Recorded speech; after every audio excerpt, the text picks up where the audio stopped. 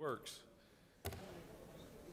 The hour of convening has arrived, and the Senate will now come to order. At this time, I would ask that all unauthorized persons exit the chamber.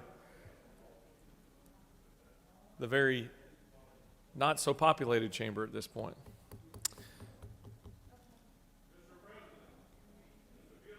Sir, I have not recognized you yet. The chair recognizes the distinguished senator from Chickamauga. Thank you, Mr. President. I'm sorry I got off cue a little bit.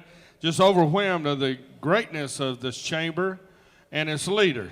So I want to thank you for your leadership and the members of this chamber for working for the people of Georgia. Moment in time, 1932, Governor Joseph Brown passed away at this time today, served 2 terms for governor. Back then, the 2 terms were not 4-year terms. And also, Governor Brown never gave a professional speech, ever. Something I might like to do one day. 1962, Herschel Walker, the man many considers the greatest University of Georgia football player, was born in Augusta on this date in 1962. It's also the Peach Blossom Day and the National Anthem Day, and the day that the men and women of Georgia are going to be inspired by the work of the state Senate. The journal's been read and found to be correct, Mr. President. I guess that's what we get when we wait till 1 o'clock to gavel in. You have extra time to gather more facts. That was impressive. Absolutely impressive. You and your staff did an amazing job pulling those facts together. Is there objection to the dispensing of the reading of the journal? The chair hears none, and the reading of the journal is dispensed with. Is there objection to the confirmation of the journal? The chair hears none, and the journal is confirmed. All senators who have bills and resolutions, please bring them to the Secretary's desk at this time. Mr. Secretary, first reading of Senate bills and resolutions, please.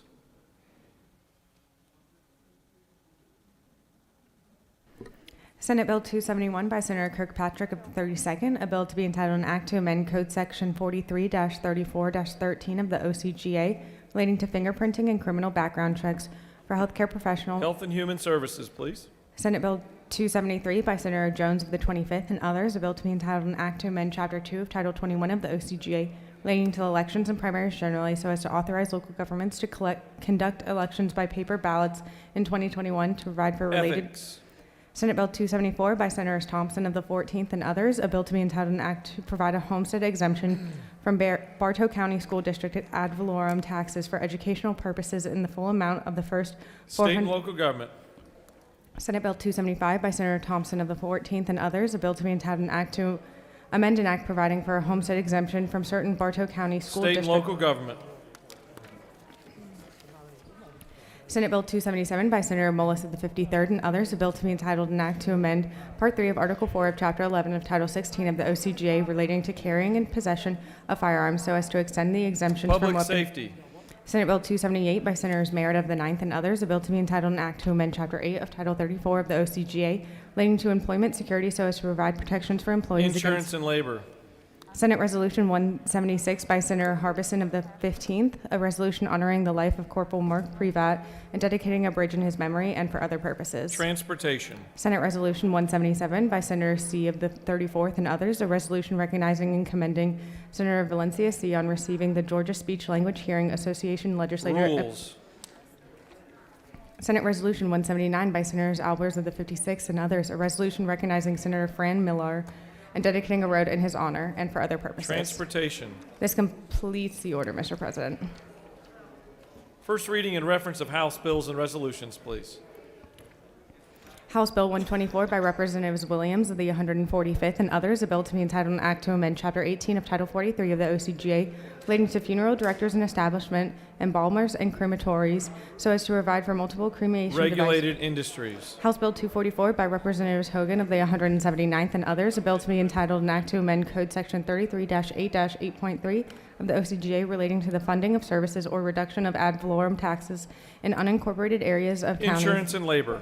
House Bill 392 by Representatives Ridley of the 6th and others, a bill to be entitled an act to amend Title 3 of the OCGA relating to alcoholic beverages so as to provide that licenses for retail sale packages of alcohol. Regulated industries. House Bill 443 by Representatives Leverett of the 33rd and others, a bill to be entitled an act to amend Chapter 12 of Title 51 of the OCGA relating to damages so as to provide for new requirements regarding the transfer of structured settlement payment. Judiciary. House Bill 453 by Representatives McDonald of the 26th and others, a bill to be entitled an act to amend Code Section 40-2-86.1 of the OCGA relating to special license plates promoting or supporting certain worthy agencies. Public safety. House Bill 459 by Representatives Martin of the 49th and others, a bill to be entitled an act to amend Article 5 of Chapter 36 of Title 36 of the OCGA relating to limitation on annexation of areas furnished services or included in comprehensive. State and local government general. House Bill 466 by Representatives Powell of the 32nd and others, a bill to be entitled an act to amend Chapter 5 of Title 40 and Chapter 13 of Title 43 of the OCGA relating to driver's licenses and driver training schools respectively. Public safety. House Bill 476 by Representatives Washburn of the 141st and others, a bill to be entitled an act to amend Chapter 15 of Title 43 of the OCGA relating to professional engineers and land surveyors so as to provide that the Regulated industries. House Bill 531 by Representatives Fleming of the 121st and others, a bill to be entitled an act to amend Chapter 2 of Title 21 of the OCGA relating to elections and primaries generally so as to provide that no election superintendent. Ethics. House Bill 539 by Representative Cooper of the 43rd, a bill to be entitled an act to amend Article 2 of Chapter 34 of Title 43 of the OCGA relating to the Medical Practice Act of the State of Georgia so as to revise provisions Health and relating. Human This Services. completes the order, Mr. President. Mr. Secretary, will you please read reports of standing committees?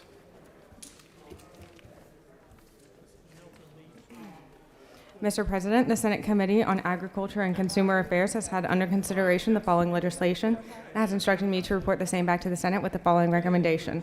Senate Bill 247, due passed by substitute, respectfully submitted, Senator Walker of the 20th.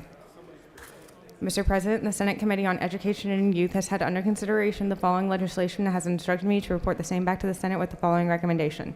Senate Bill 266, due passed by substitute. Senate Bill 106, due passed by substitute. Senate Bill 240, due passed by substitute. Respectfully submitted, Senator Payne of the 54th. Mr. President, the Senate Committee on Ethics has had under consideration the following legislation and has instructed me to report the same back to the Senate with the following recommendation. Senate Bill 241, due passed by committee substitute. Senate Bill 232, due passed by committee substitute. Senate Bill 202, due passed by committee substitute. Respectfully submitted, Senator Burns of the 23rd. Mr. President, the Senate Committee on Finance has had under consideration the following legislation and has instructed me to report the same back to the Senate with the following recommendation. Senate Bill 199, due passed by substitute. Senate Bill 213, due passed by substitute. Respectfully submitted, Senator Huff-Settler of the 52nd. Mr. President, the Senate Committee on Government Oversight has had under consideration the following legislation and has instructed me to report the same back to the Senate with the following recommendation. Senate Bill 108, due pass. Senate Bill 218, due pass. Senate Resolution 134, due pass. Respectfully submitted, Senator Harbin of the 16th. Mr. President, the Senate Committee on Health and Human Services has had under consideration the following legislation and has instructed me to report the same back to the Senate with the following recommendation. Senate Bill 256, due passed by substitute. House Bill 245, due passed by substitute. Respectfully submitted, Senator Watson of the 1st. Mr. President, the Senate Committee on Higher Education has had under consideration the following legislation and has instructed me to report the same back to the Senate with the following recommendation. Senate Bill 239, due passed by substitute. Senate Resolution 154, due passed by substitute. Respectfully submitted, Senator Tippins of the 37th.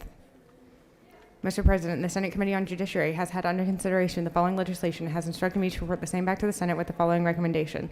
Senate Bill 162, due pass. Senate Bill 164, due pass. Senate Bill 197, due pass. Senate Bill 234, due pass by substitute. Senate Bill 238, due pass. Senate Bill 276, due pass. Respectfully submitted, Senator Strickland of the 17th. Mr. President, the Senate Committee on Judiciary has had under consideration the following legislation and has instructed me to report the same back to the Senate with the following recommendation. Senate Bill 226, due pass by substitute. Respectfully submitted, Senator Strickland of the 17th. Mr. President, the Senate Committee on Natural Resources and the Environment has had under consideration the following legislation and has instructed me to report the same back to the Senate with the following recommendation. Senate Bill 258, due pass by committee substitute. Senate Bill 260, due pass by committee substitute. Respectfully submitted, Senator Harper of the 7th. Mr. President, the Senate Committee on State and Local Governmental Operations has had under consideration the following legislation and has instructed me to report the same back to the Senate with the following recommendation. House Bill 595, due pass. Respectfully submitted, Senator Anderson of the 24th. Mr. President, the Senate Committee on Transportation has had under consideration the following legislation and has instructed me to report the same back to the Senate with the following recommendation. Senate Bill 98, due pass by committee substitute. Respectfully submitted, Senator Ginn of the 47th. Mr. President, the Senate Committee on Veterans, Military, and Homeland Security has had under consideration the following legislation and has instructed me to report the same back to the Senate with the following recommendation. Senate Bill 225, do pass. Senate Bill 237, do pass. House Bill 106, do pass. House Bill 156, do pass by substitute. House Bill 208, do pass. Respectfully submitted, Senator Kirkpatrick of the 32nd. This completes the order, Mr. President.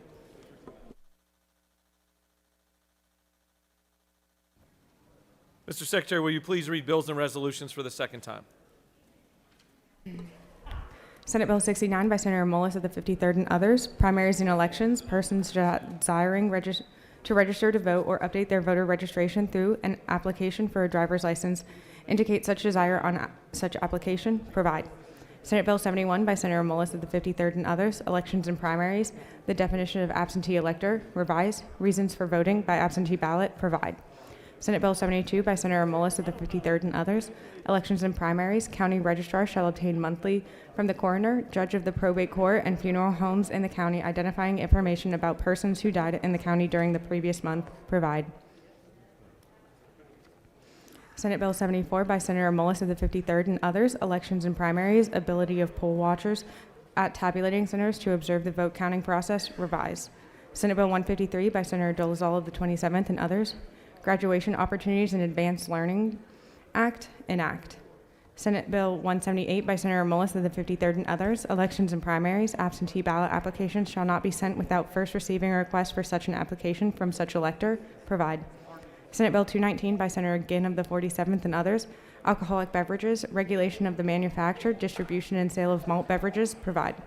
Senate Bill 236 by Senator Brass of the 28th and others, alcoholic beverages, food service establishments to sell mixed drinks for off-premises consumption in approved containers under certain conditions, allow.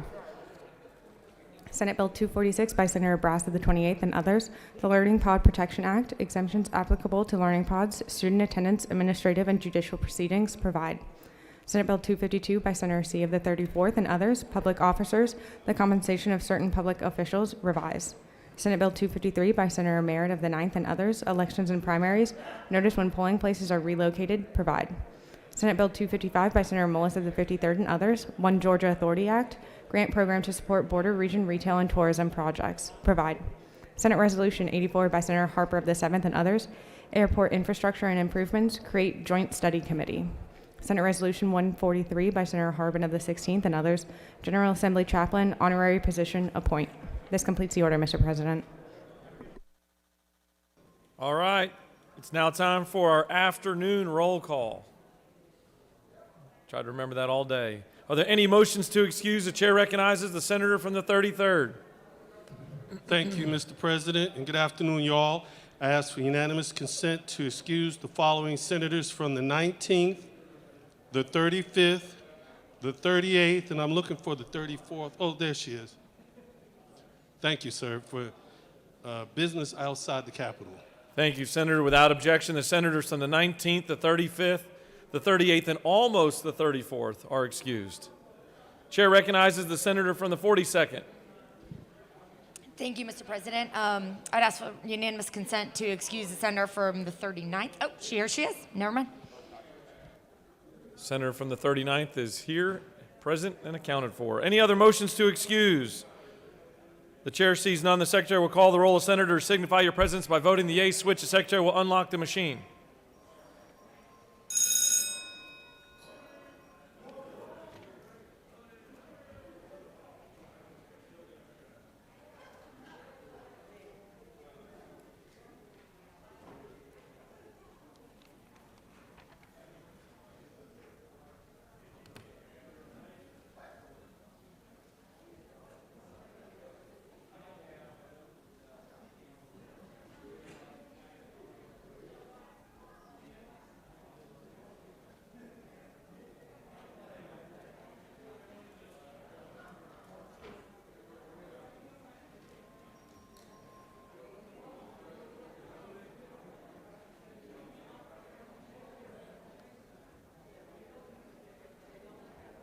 Have all senators voted your attendance?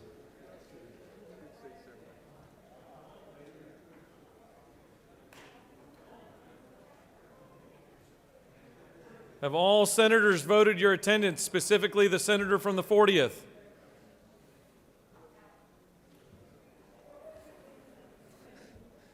Mr. Secretary, please close the machine.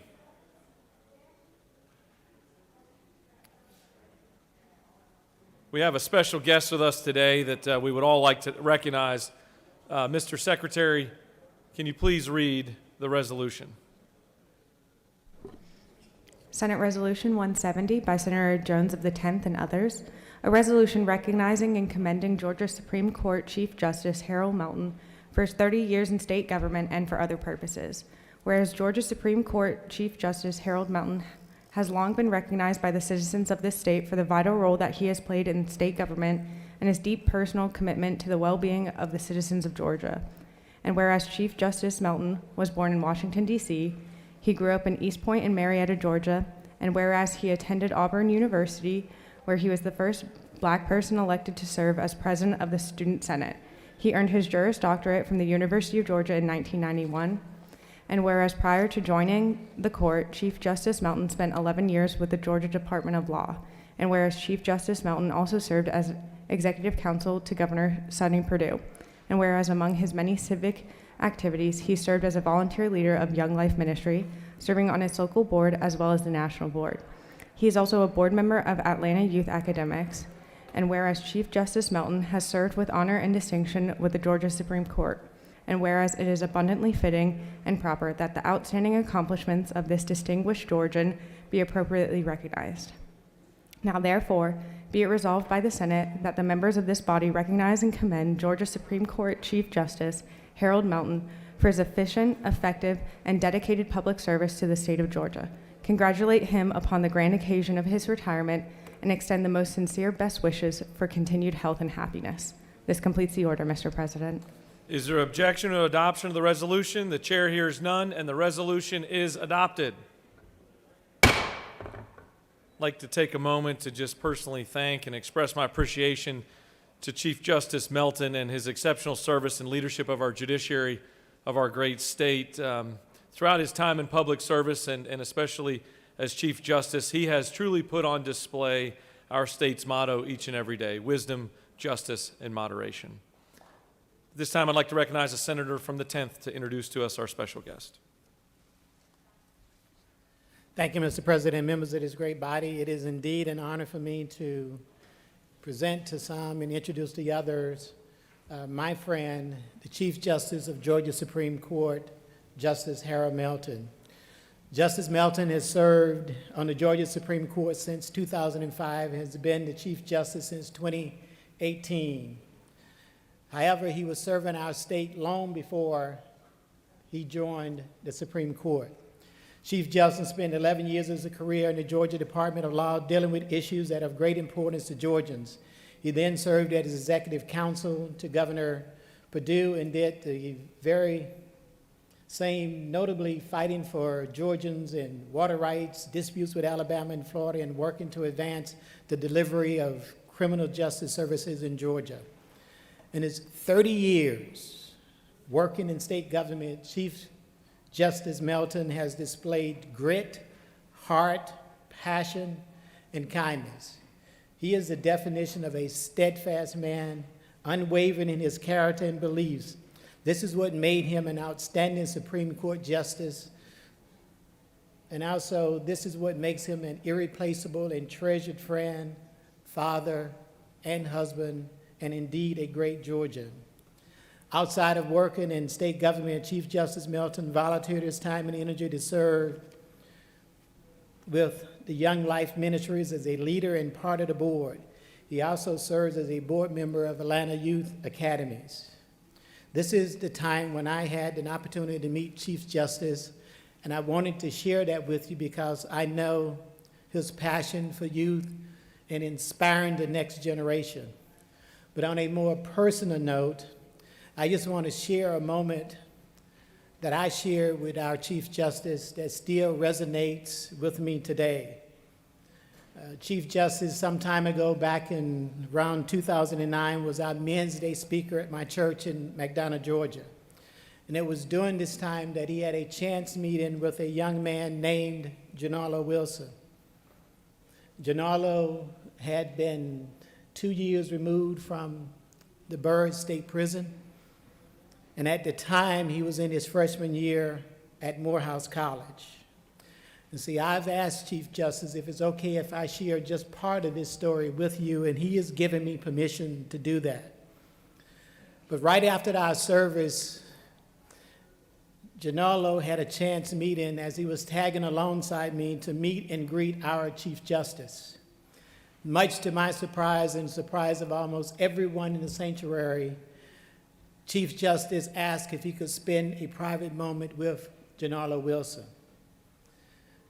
And let me just remind you, this is something that struck me as odd because during that time where we were fighting to get this young man released, it was my job to try to influence our justices, as well as the Chief Justice, who was then Leo Sears at the time on the Supreme Court.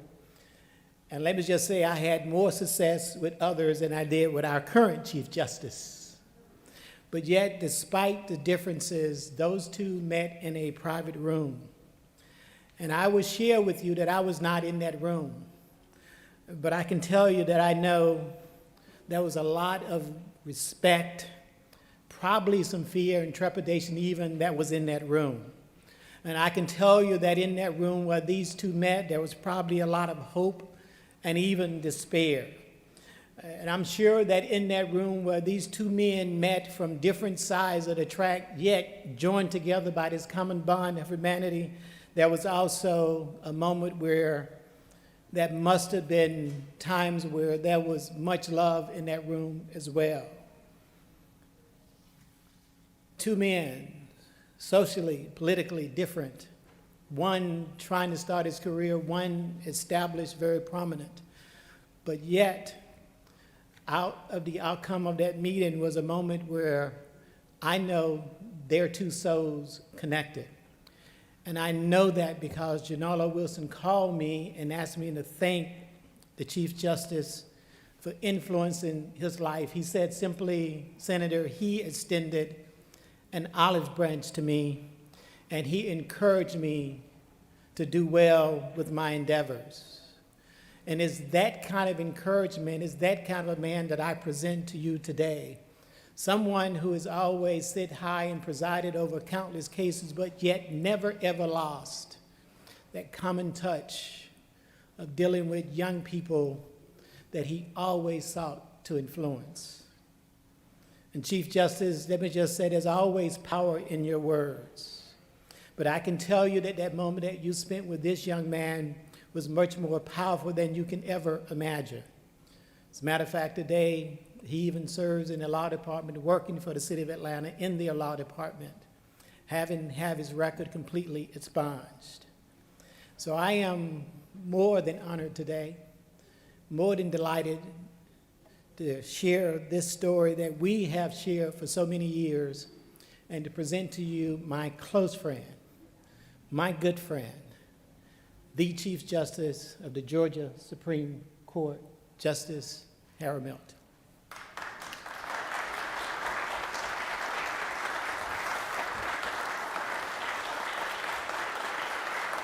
Thank you. Thank you very much.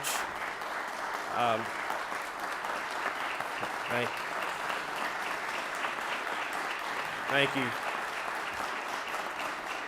I want to begin by thanking Senator Emanuel Jones for taking the step to introduce this resolution, and for every senator who signed on. And I want to thank the Lieutenant Governor in particular for opening up these august chambers for me to be in front of you today. I know you have work to do. I won't take much of your time.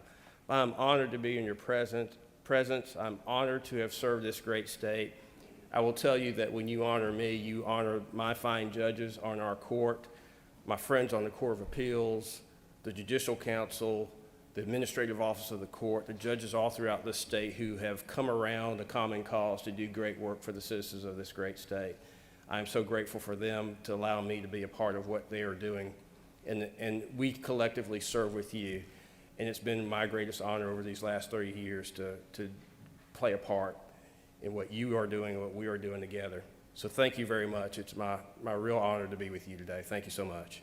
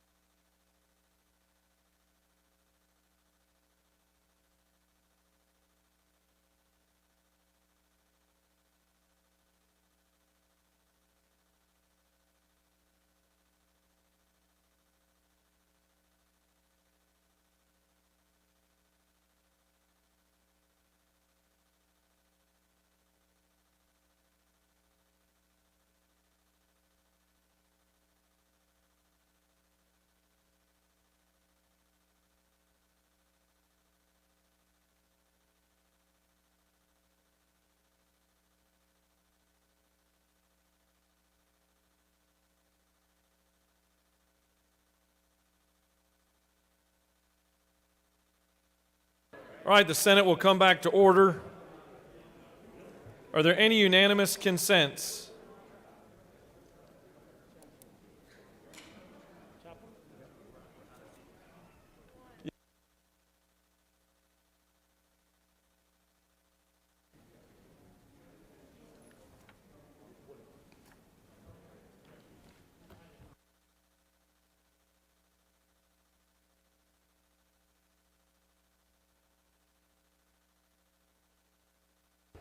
All right, the Senate will come back to order. And it's now time for our afternoon devotional. Ask that all senators take your seats and cease all audible conversations. We're a little out of sequence here, but we certainly wanted to afford the Chief Justice his opportunity to address us. Call upon our pro tem to lead us in our Pledge of Allegiance and to introduce to us our chaplain of the day.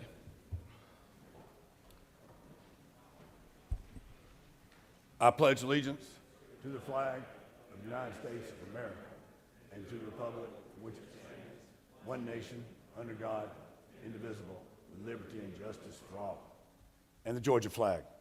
I pledge allegiance to the Georgia flag and principles for which it stands, wisdom, justice, moderation. Ladies and gentlemen of the Senate, I'm proud to be here with you this morning, and I'm proud to introduce Reverend Michael McCord. Reverend McCord got his undergraduate degree at Mercer University. He got his master's degree at Emory University. He's a doctoral candidate at Vanderbilt University. He serves on the Southern Georgia Conference of United Methodist Church. He is a director of the United Methodist Church Higher Education Committee. He serves as a board of trustees for numerous colleges and universities, including Payne, Reinhardt, Andrew, Young Harris, Oxford University, Emory at Oxford University. But he's also, more than that, when he's not working to help young people and help educate young people and spread the word of Jesus Christ, he is a proud father of Elizabeth 10 and Austin 6, and he and his wife, Emily, raised their children in Beaufort, Georgia. Please give Reverend McCord your attention. Thank you.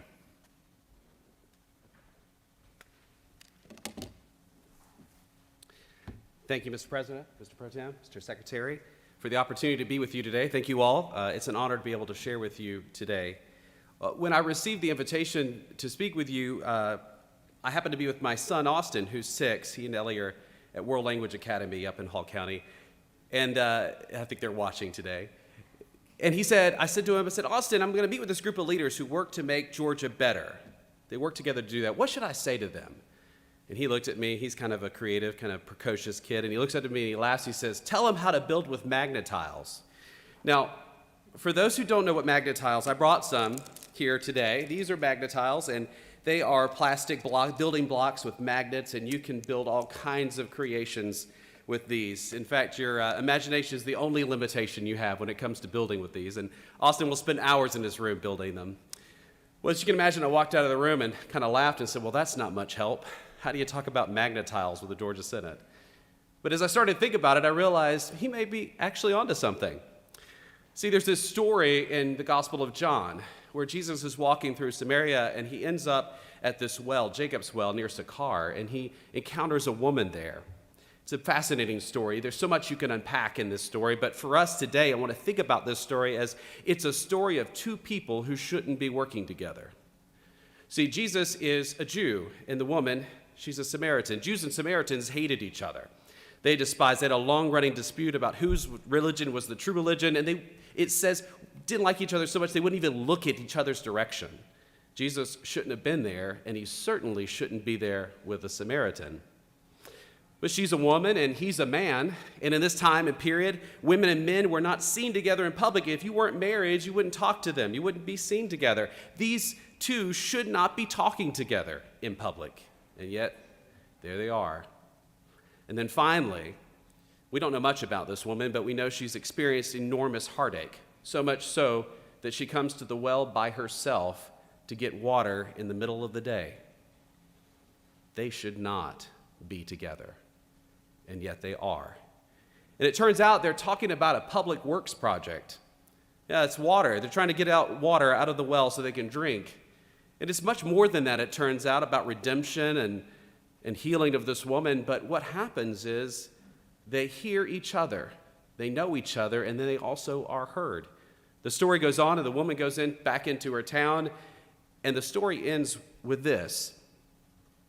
Many of the Samaritans from that town believed in him because of that woman's testimony. He told me everything I ever did.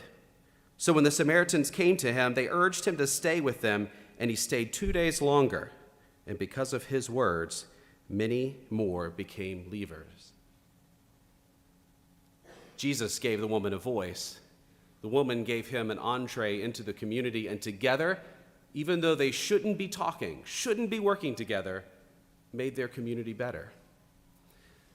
Friends, I think there are a lot of forces in the world today that tell us that what you do in here shouldn't happen. People of different minds and backgrounds should not be working together. We shouldn't be the art of compromise. We shouldn't come up with new solutions together, but we should try to pull our tribes together, eliminate and do whatever we can to block the other's view. But see, what we know about magnetiles is they're magnets. And we know magnets, the only way they connect together is if you have the positive pole and the negative pole come together. You can't build anything with two positives or two negatives. It's not possible. You have to have them both. I believe our future, the ability to make the world better, requires everyone from pole to pole and everything in between. And so my prayer for you today, as you work together, as you compromise, as you work for our state and for our people, we find ways to work together. In Christ's name we pray. Amen.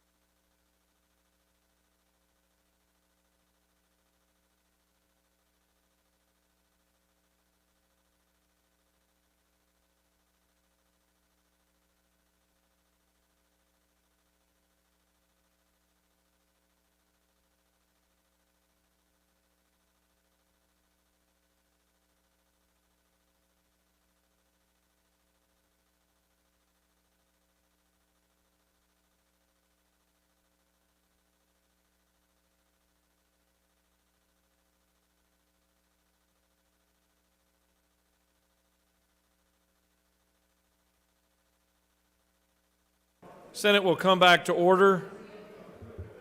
The Senate will come back to order. Does any senator wish to rise on a point of personal privilege? Chair recognizes the rules chairman.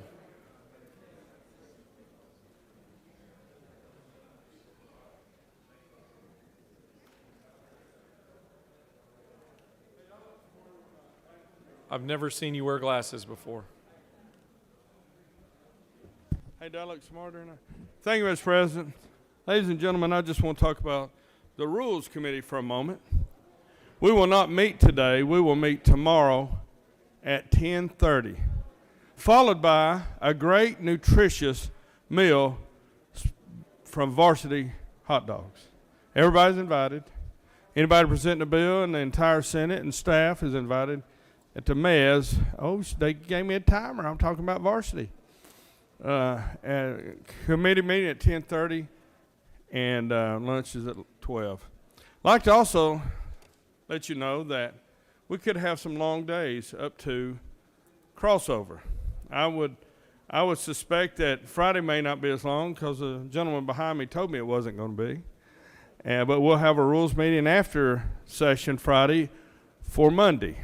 But Monday could be a long day, so just prepare for that. Get your psycho going for a long day. A senator from the 15th and I and many others are well aware of how it could be for a crossover. But thank you. I enjoyed serving as your rules chair. If I can be of service, please let me know. And the members of the Rules Committee choose the bill.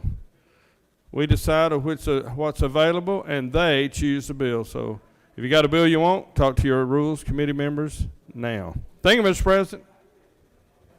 Thank you, Senator. Just as a quick point of reference, we've got a number of folks that have requested an opportunity to present a point of personal privilege. We all have watches, but I'm just pointing out the fact it's 1:46, and we have a tremendously aggressive rules calendar today. With that, the chair recognizes the senator from the 17th for a point of personal privilege.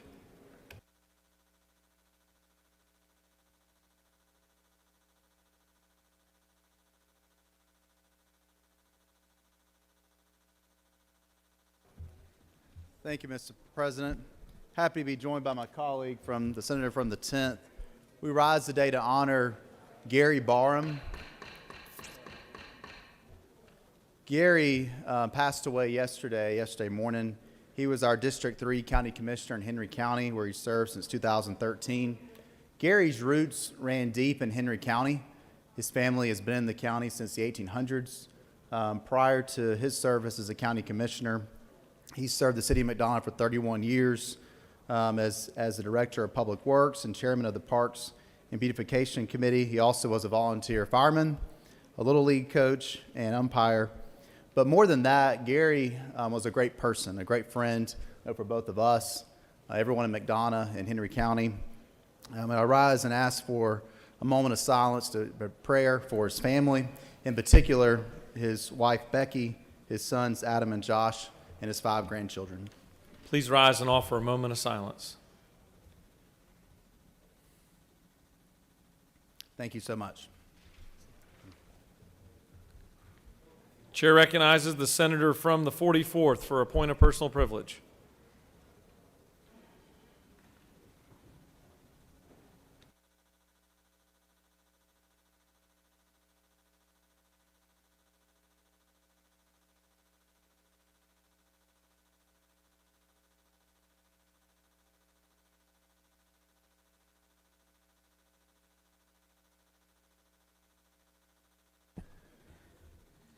Thank you very much, Mr. President.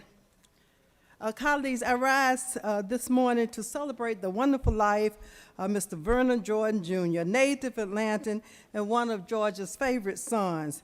He attended the public schools of Atlanta, an honor graduate of David T. Howard High School, graduated from DePaul University and studied law at Howard University. He started his career fighting segregation as was one of the legal teams against the University of Georgia's integration policy in 1961 on behalf of Dr. Hamilton Holmes and Charlene Hunter. Jordan accompanied the 2 students to the University of Georgia's admissions office that year through an angry mob of white students. He worked as a field director for the NAACP, also as the director for the Southern Regional Council for Voter Education Project, president of the National Urban League, and then the United Negro College Fund. You know, in 1980, there was assassination attempt on his life. People always asked us, why does Black Lives Matter? Well, you know, Vernon Jones had 5 surgeries. The white supremacists that later said that he did the crime never was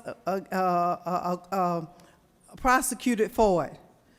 So that is one of the reasons. He was a counselor to presidents, both Democrat and Republican, a civil rights icon, one of our own here in the state of Georgia, one of the best legal minds of our times, a successful businessman working in investment banking, and also he worked on several boards, American Express, J.C. Penney Corporation, Asbury Automotive Group, Dow Jones and Company, Xerox, R.J. Reynolds Tobacco, Sara Lee, Corning, and the list goes on and on. And people always asked us, you know, as a senator in the Georgia State Senate, why are you all always saying that you want to suppress the vote? Well, Vernon Jones stood up for us a long time ago. And we've lost 3 or 4 people from Georgia right now this past year that have been for voter registration. The last time I saw him, you always hung on to his words because he's one of the best legal minds ever.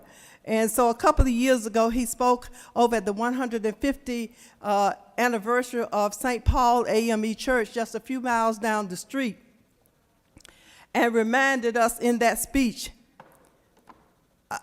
to keep fighting for voter education, voter registration, and voter empowerment. So today we honor the life of Vernon Jordan,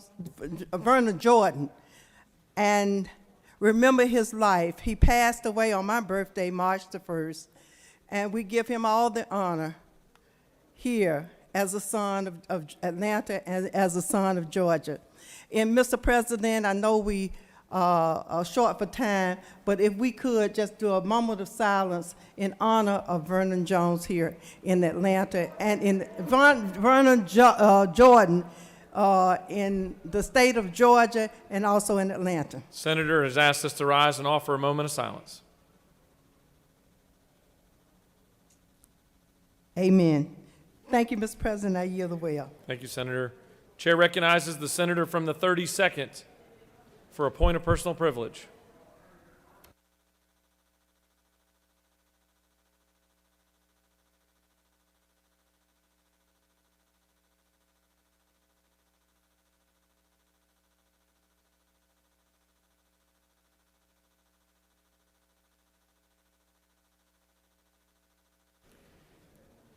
Thank you, Mr. President. I wanted to honor somebody for Women's History Month.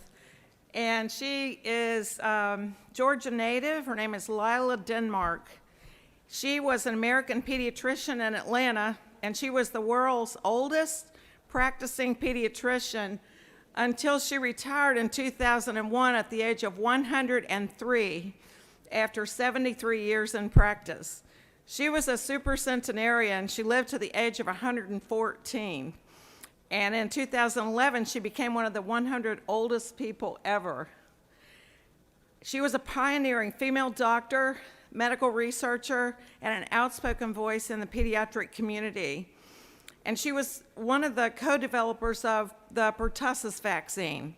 She started treating children in 1928, and by the time she retired, she was treating not only grandchildren, but great-grandchildren of her first patients.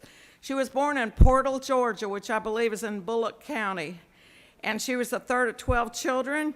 She had a paternal uncle, Congressman James Alexander Doherty, and she attended Tift College in Forsyth, Georgia, trained to be a teacher, and then her fiance got posted to the Dutch Indies by the United States Department of State, and wives were not allowed to go, so she decided to go to medical school.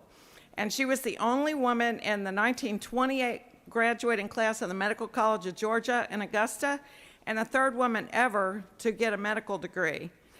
He soon returned, and they had one child. She did a residency at Grady, moved to Virginia Highlands, and was on staff at Eggleston Hospital. And she did a lot of charity work and also wrote 2 books, the second one in 2002, the year after she retired at 102. She lived in Cumming, Georgia until she was 106, then moved to Athens with her daughter, and she was named Atlanta's Woman of the Year in 1953. So she's got a high school named after her in Forsyth County, and she is a great role model for women in medicine.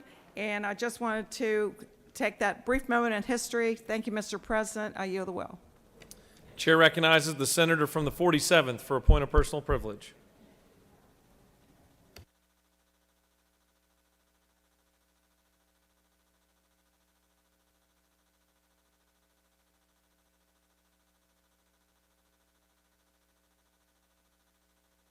Mr. President. You know, a lot of people look at my tie today and wonder, why does Frank Ginn have on an American flag tie? It's a great day to be an American. For me, one of the things this morning I heard first thing on the radio was that not only our United States President, but also our governor, a native of Athens, said they are together on kicking this pandemic, as my friend from the 53rd says, ass, said in a biblical kind of way. Said but we're working together to do that. And so we're starting to see a regrowth of our tourism in Georgia. And one of the things I hope that everybody has seen in their office, a nice gift box from our friends over in Athens. Our president of the Chamber of Commerce, David Bradley, has distributed these out with a little help from our friends to show you some love and affection from the city of Athens. For me, when we start to look, Athens is a great tourism destination. I think everybody went to Athens during the biennial. We want to make sure that you get your trip to Athens in. We've got some good highways in there, thanks to our friend from the 53rd. Said the senator from the 51st and a few others. And where's our friend from North Atlanta? But I want to thank y'all for taking care and taking a trip to Athens. Welcome to Athens, folks. Chair recognizes the senator from the 48th for a point of personal privilege.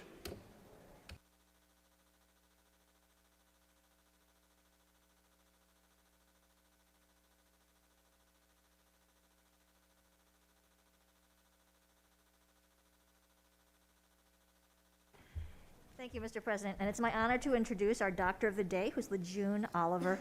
Dr. Lejeune Oliver is a board-certified family medicine physician and obesity medicine specialist with Kaiser Permanente. Her passion is promoting healthy lifestyles and prevention to her patients and community. In her practice, she focuses on women's health, chronic disease management, and assists with the weight management program. A native of Georgia, Dr. Oliver received her Bachelor's of Science degree from Emory University and a doctorate in medicine from the Medical College of Georgia. She completed both her internship and residency at Emory University School of Medicine. She's a member of the Medical Association of Georgia, Georgia State Medical Association, and Georgia Academy of Family Physicians. Dr. Oliver speaks to schools, churches, and other community organizations, encouraging wellness and prevention.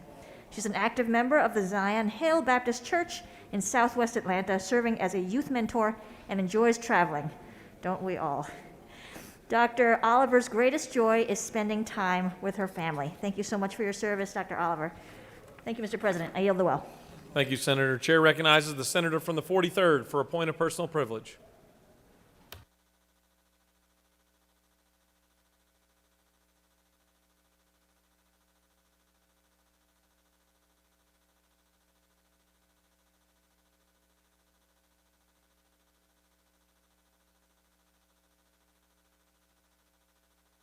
Thank you, Mr. President. Good afternoon, colleagues.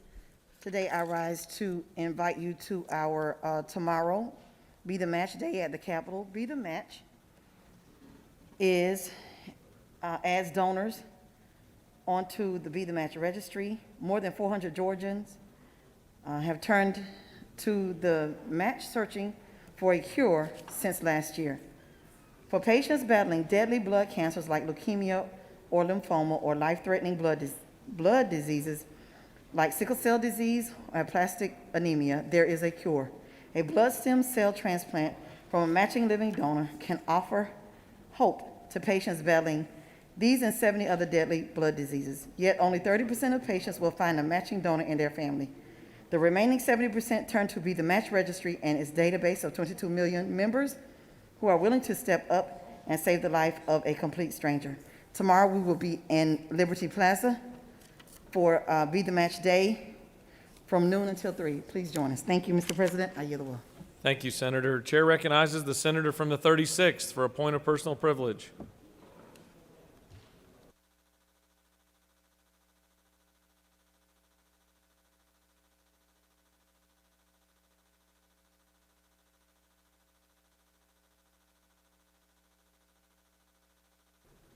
Thank you, Mr. President.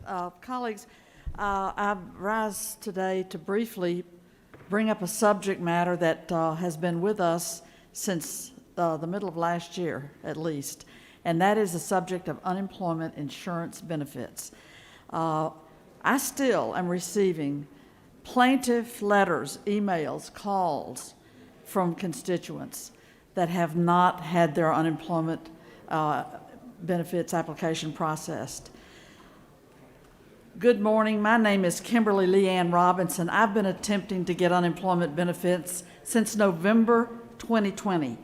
Despite all my calls, emails, and messages, I haven't been able to reach anyone. These benefits are desperately needed to pay for basic needs like bills, food, and life-saving medication. I've run out of both resources and time. I'm facing utility cutoffs, food insecurities, medication shortage. Any assistance you could offer would be greatly appreciated. If you can't assist, please forward this message to someone who can. I am desperate.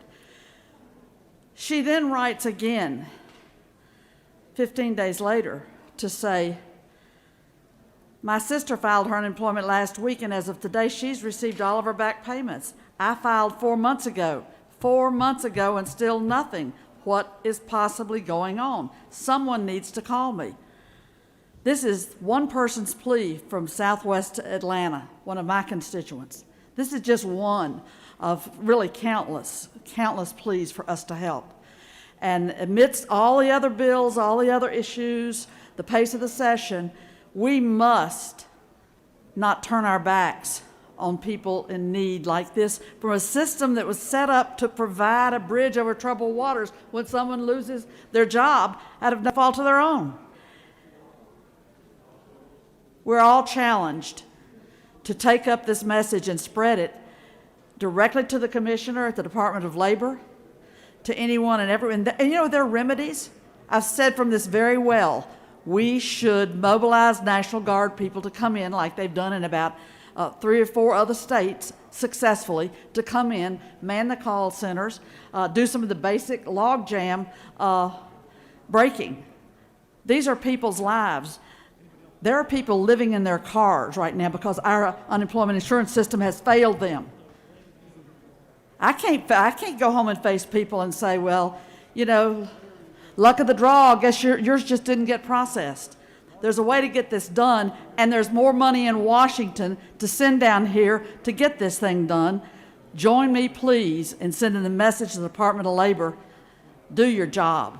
Get these claims processed. We cannot allow people to be in the dire need that they are placed in by getting zero. One man, 300 calls he made to that department, a person I know.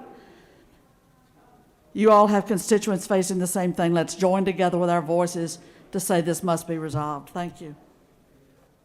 You have a consent calendar of privilege resolutions before you. Does any senator wish to remove a resolution from the consent calendar? Chair sees none. Is there objection to adoption of the resolutions on the consent calendar? Chair hears none, and the resolutions on the consent calendar are adopted. Are there any motions to withdraw and commit?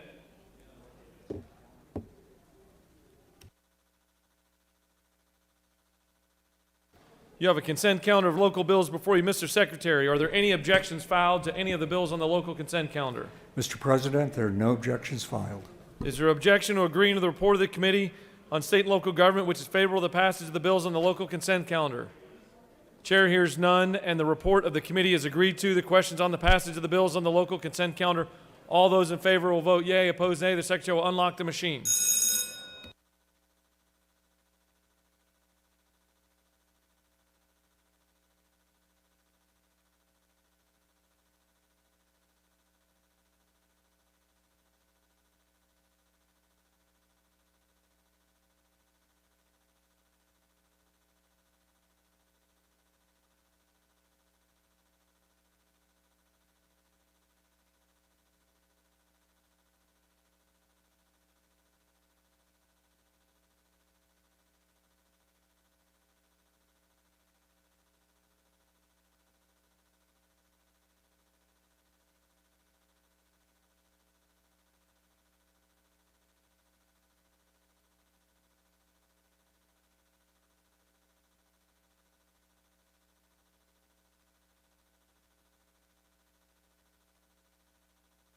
Have all senators voted? Hallway looks clear. Mr. Secretary, please close the machine. On the passage of the bills on the local consent calendar, the yeas are 50, the nays are 0, and the bills having received the requisite constitutional majority are therefore passed.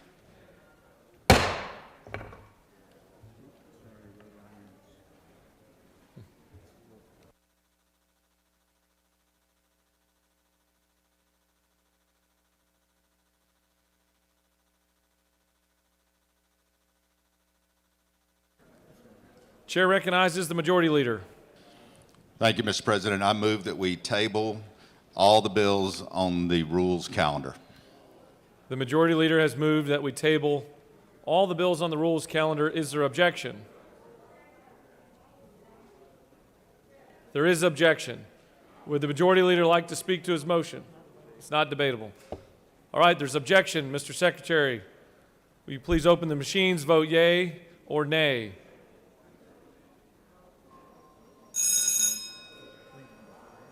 I'm fine with it.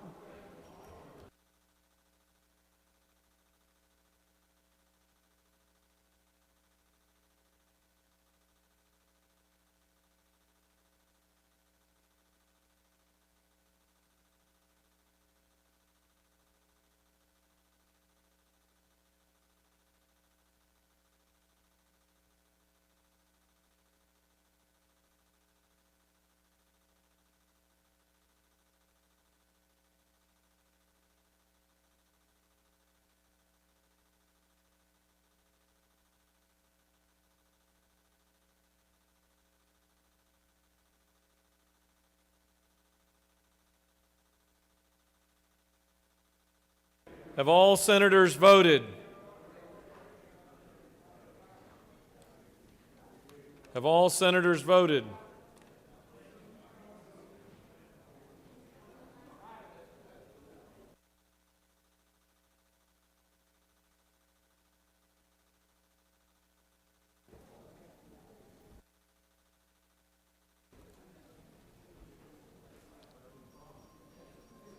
Mr. Secretary, or hallway clear? Mr. Secretary, please close the machine. On the motion, the yeas are 33, the nays are 14, and the motion to table all the bills on the calendar has passed.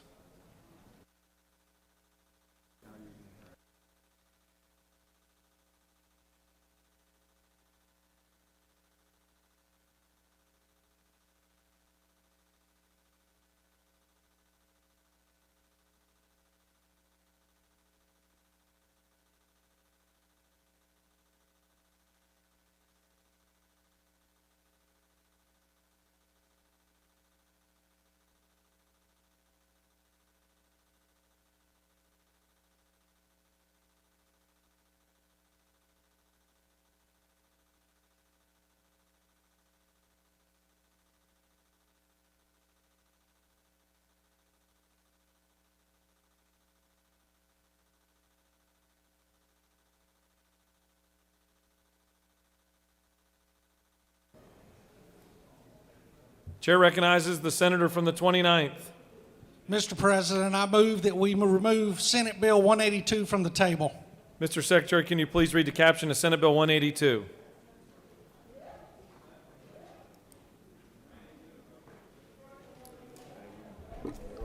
Senate Bill 182 by Senator Robertson of the 29th and others, a bill to be entitled an act to amend Chapter 60 of Title 36 of the OCGA relating to general provisions applicable to counties and municipal corporations so as to define the term fence detection system to limit the ability of counties, consolidated governments, and municipalities to regulate or prohibit such systems. This completes the order, Mr. President. The senator from the 29th has moved that Senate Bill 182 be taken from the table. Is there objection? Chair hears none, and it is taken from the table. The chair recognizes the senator from the 29th to present Senate Bill 182.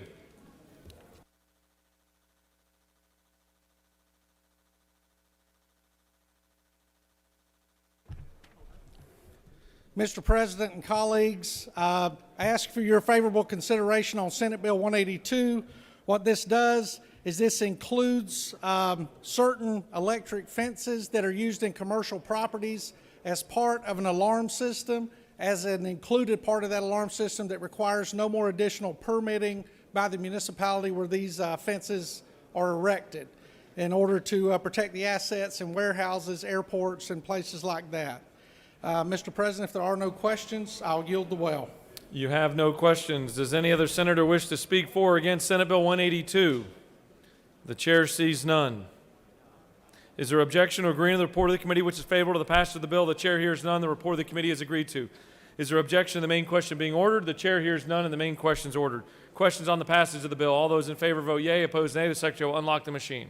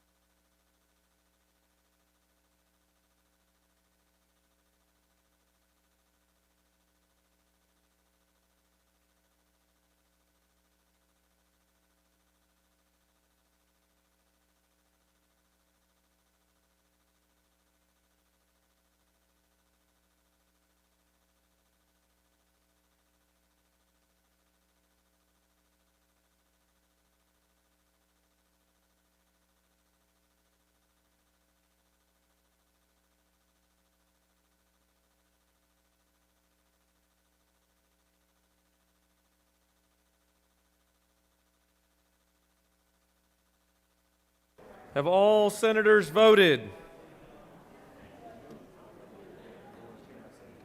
Have all senators voted?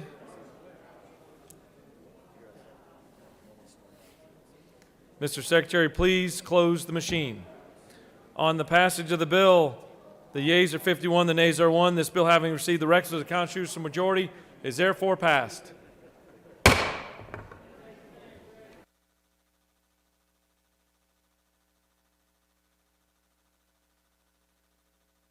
Chair recognizes the senator from the 16th for a motion. Mr. President, I move that we take SB 113 from the table, please, sir. Mr. Secretary, can you please read the caption of Senate Bill 113?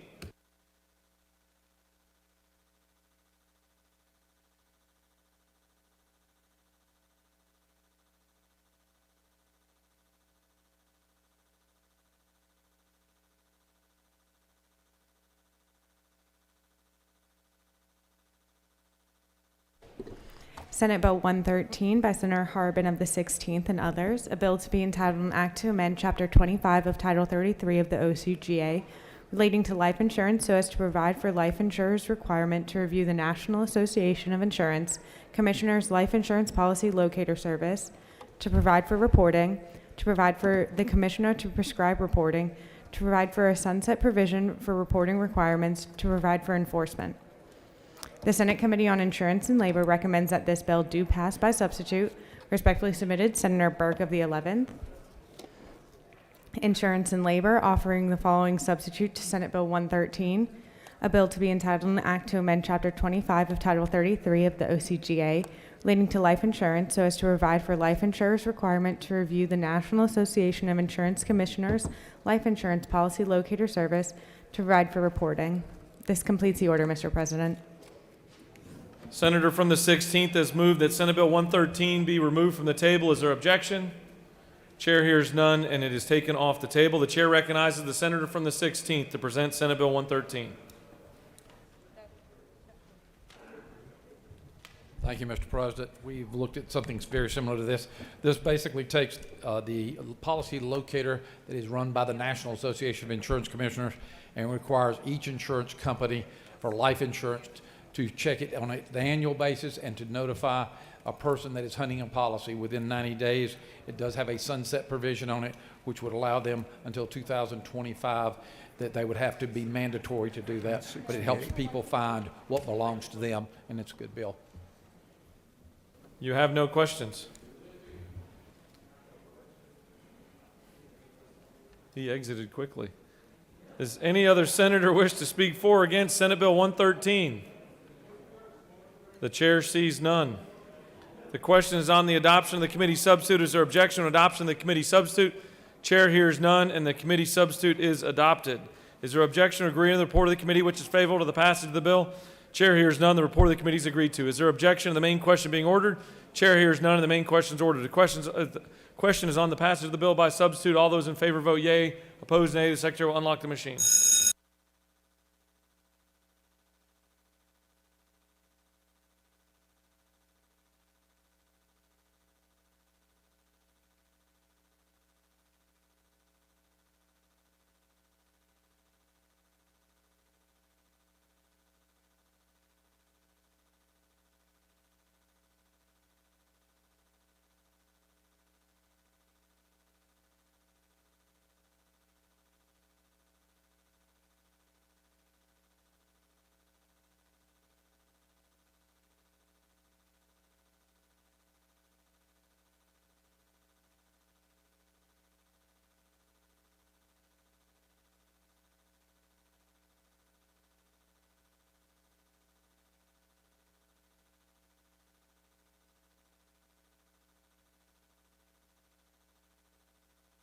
Have all senators voted?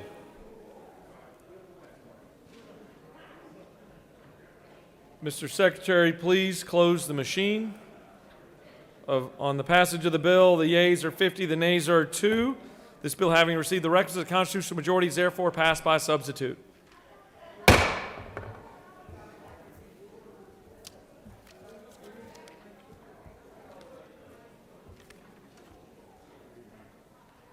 Chair recognizes the pro tem for a motion. I'd like to take 117 off the table, Mr. President. What is my motion? 117. The pro tem has moved that 117 off the table, Mr. Senate President. Bill 117 be removed from the table. Mr. Secretary, please read the caption.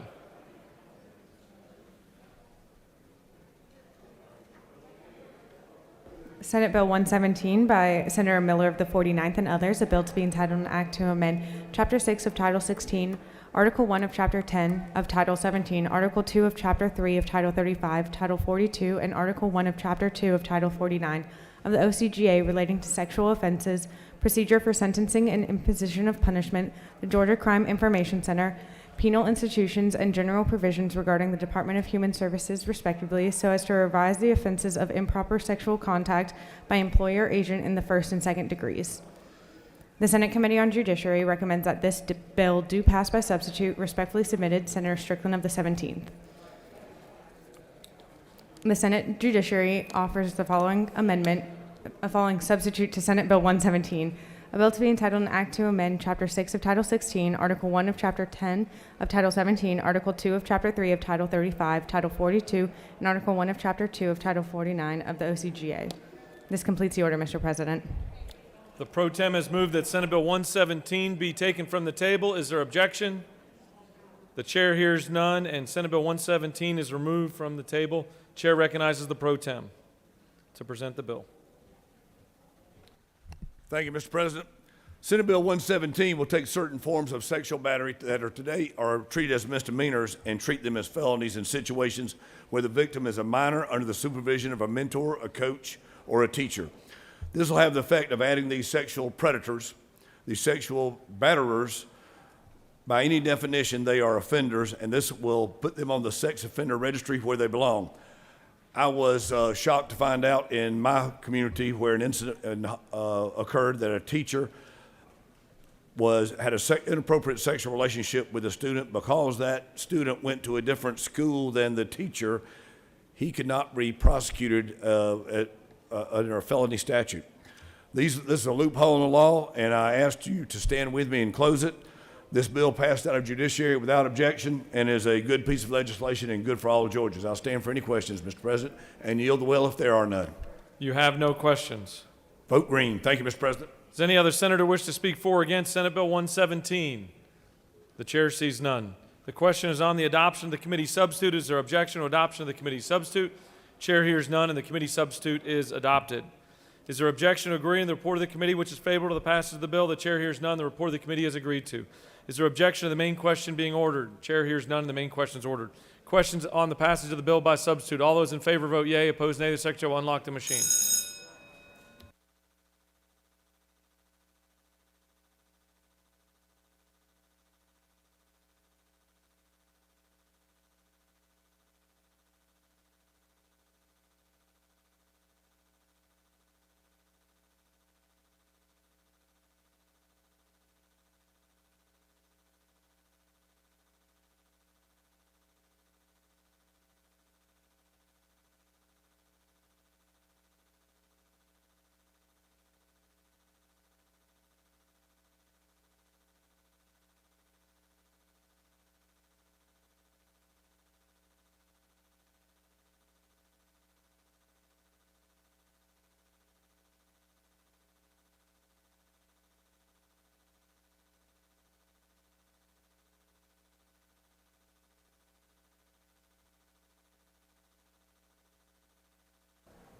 Mr. Secretary, will you please close the machine? On the passage of the bill, the yeas are 52, the nays are 0. This bill, having received the requisite constitutional majority, is therefore passed by substitute.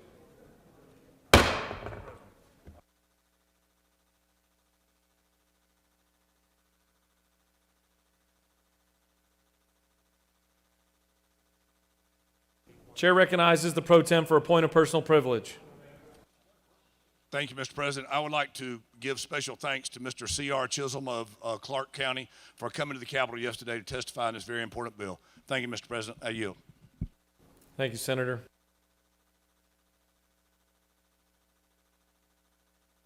Chair recognizes the senator from the 17th for a motion. Mr. President, I move that Senate Bill 107 be removed from the table. Mr. Secretary, can you please read the caption?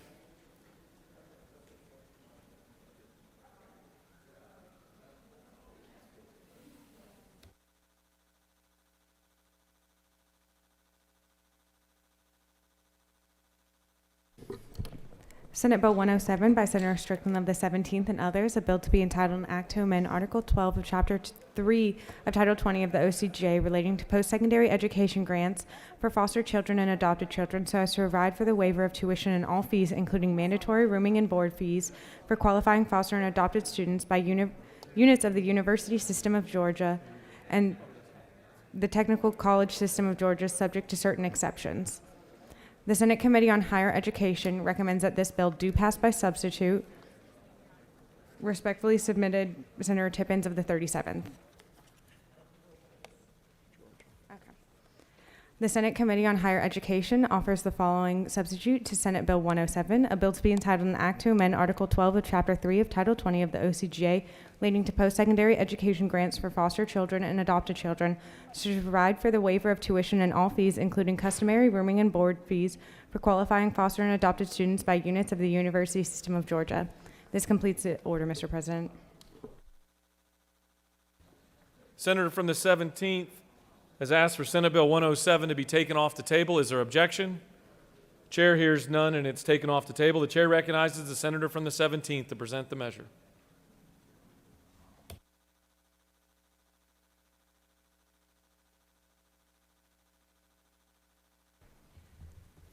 Thank you, Mr. President. Members of the Senate, I bring to you Senate Bill 107. This bill provides a pathway for students coming out of our foster care system to have their expenses associated with college waived. We've all heard the statistics. We know the uphill climb that a young person faces when the circumstances of their childhood, something they had no control over, dictates their likelihood of success later in life. With Senate Bill 107, we're providing an extra hand to help pull up these young people, to give them a better chance of following a dream, having access to the higher education needed to reach that dream. And Mr. President, I want to thank you for your leadership over the past several years on issues such as this, for your work on this bill as well, your support of this bill. And let's continue to do all we can to help our children and our families in our foster care system in the state by supporting Senate Bill 107. I'm happy to take any questions. Senator, you have no questions. Thank you very much. Does any other senator wish to speak for? Does any other senator wish to speak for or against Senate Bill 107? Chair sees none. Chair recognizes the senator from the 21st to speak to the measure.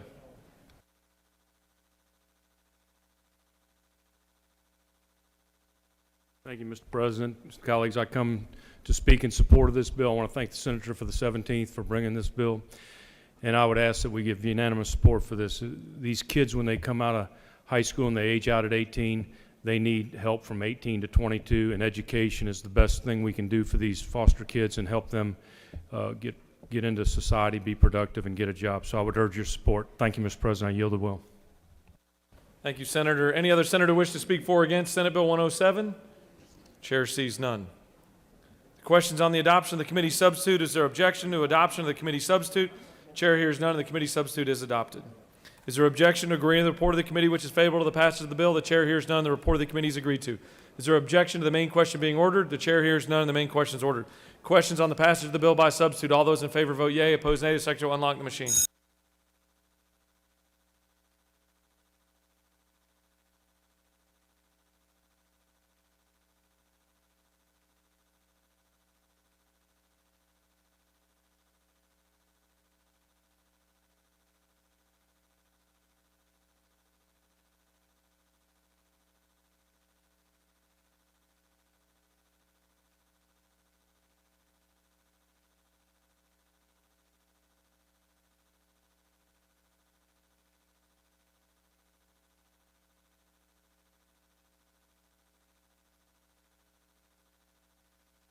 Have all senators voted?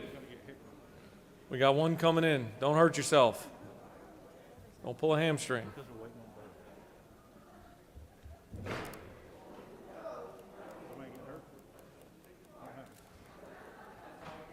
You just broke a 200-year-old desk.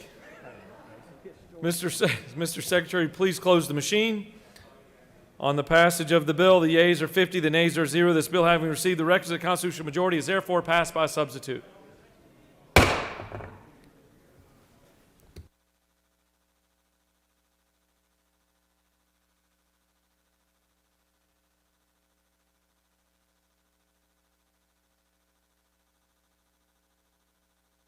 Chair recognizes the senator from the 37th for motion. Mr. President, I move that Senate Bill 204 be removed from the table. Mr. Secretary, can you please read the caption?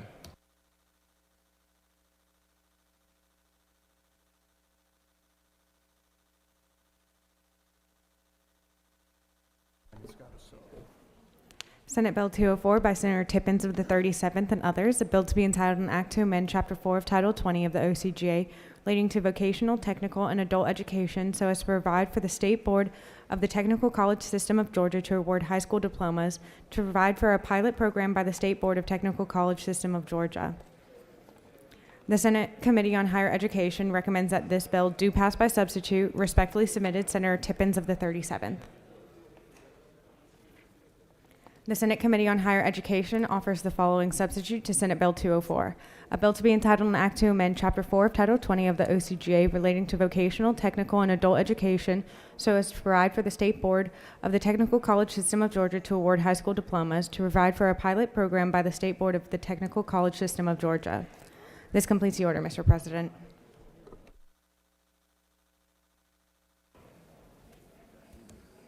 Senator from the 37th has moved that Senate Bill 204 be taken from the table. Is there objection? Chair hears none, and it's removed from the table. The chair recognizes the senator from the 37th to speak to the bill.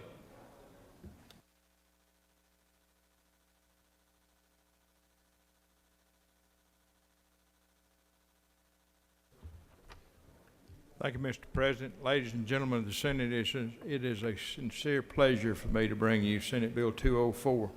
I think this bill will do more to enhance the graduation rates in the state of Georgia and provide us a workforce that's well-trained more quickly than any other initiative that I've seen in 10 years that I've been here.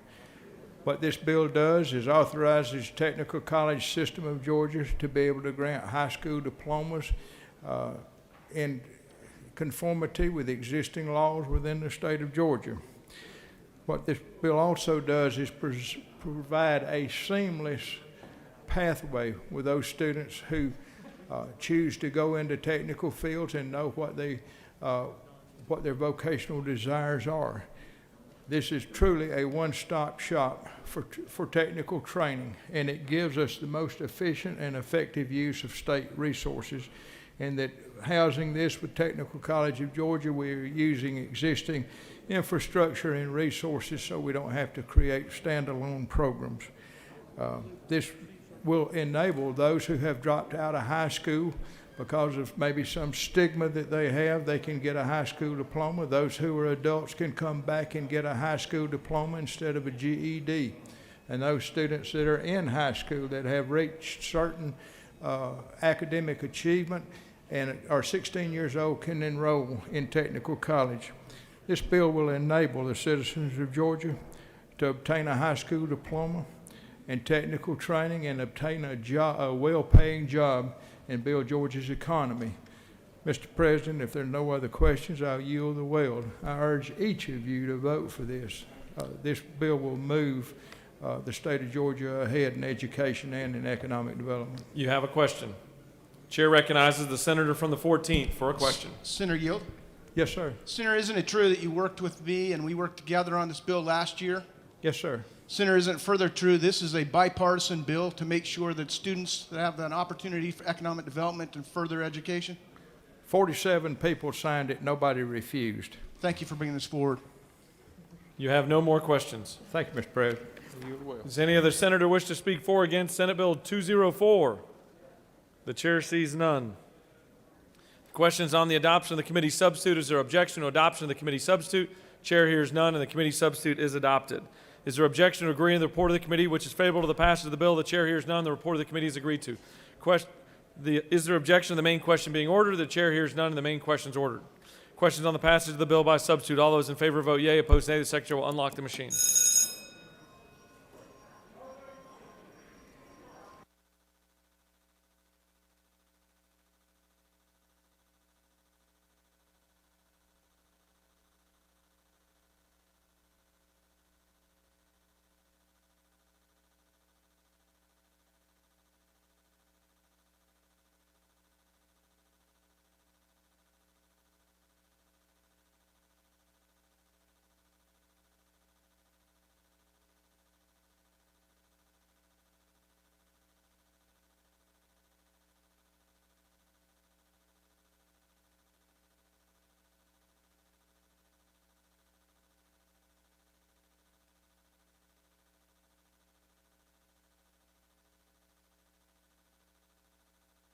Have all senators voted?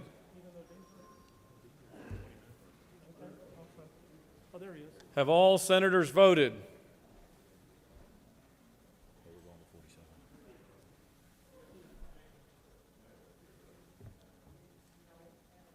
Now all senators have voted. Mr. Secretary, please close the machine. On the passage of the bill, the yeas are 52, the nays are 0. This bill, having received the requisite constitutional majority, is therefore passed by substitute. Game on.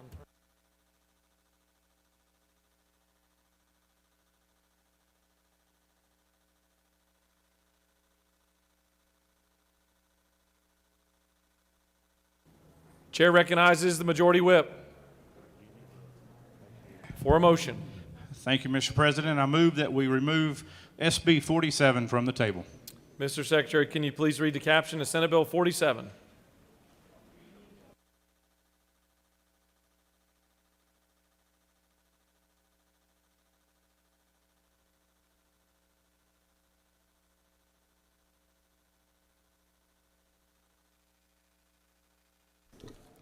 Senate Bill 47 by Senator Gooch of the 51st and others, a bill to be entitled an act to amend Article 33 of Chapter 2 of Title 20 of the OCGA relating to Georgia Special Needs Scholarship Act so as to revise the prior school year requirement to expand eligibility for students, to revise for the basis for calculating scholarship amounts. The Senate Committee on Education and Youth recommends that this bill do pass by substitute. Respectfully submitted, Senator Payne of the 54th.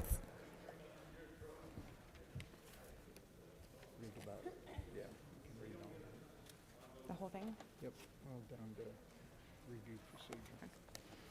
Education and Youth offers the following substitute to Senate Bill 47, a bill to be entitled an act to amend Article 33 of Chapter 2 of Title 20 of the OCGA relating to Georgia Special Needs Scholarship Act so as to revise the prior school year requirement, to expand eligibility for students, to revise the basis for calculating scholarship amounts, to require annual parent surveys, to provide for a review procedure for scholarship calculations.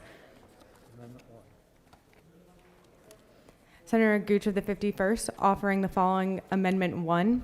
Amend the substitute to Senate Bill 47 by deleting licensed physician or psychologist on line 93 and inserting in lieu thereof the following: physician or psychologist licensed in this state. This completes the order, Mr. President. Chair recognizes the senator from the 51st has asked that Senate Bill 47 be taken from the table. Is there objection? There is objection.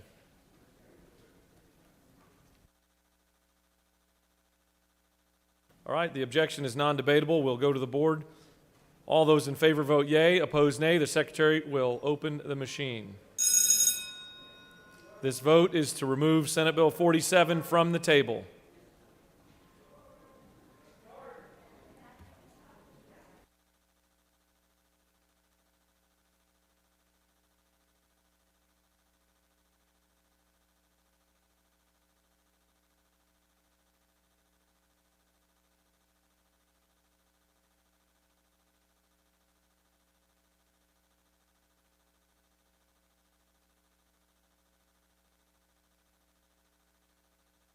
Have all senators voted?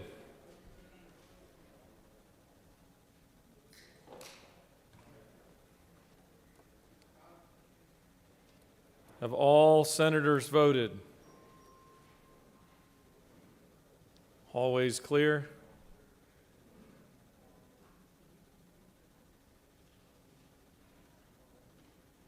Mr. Secretary, please close the machine.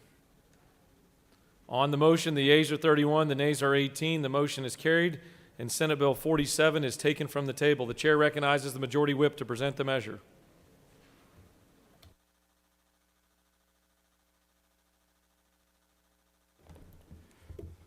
Thank you, Mr. President.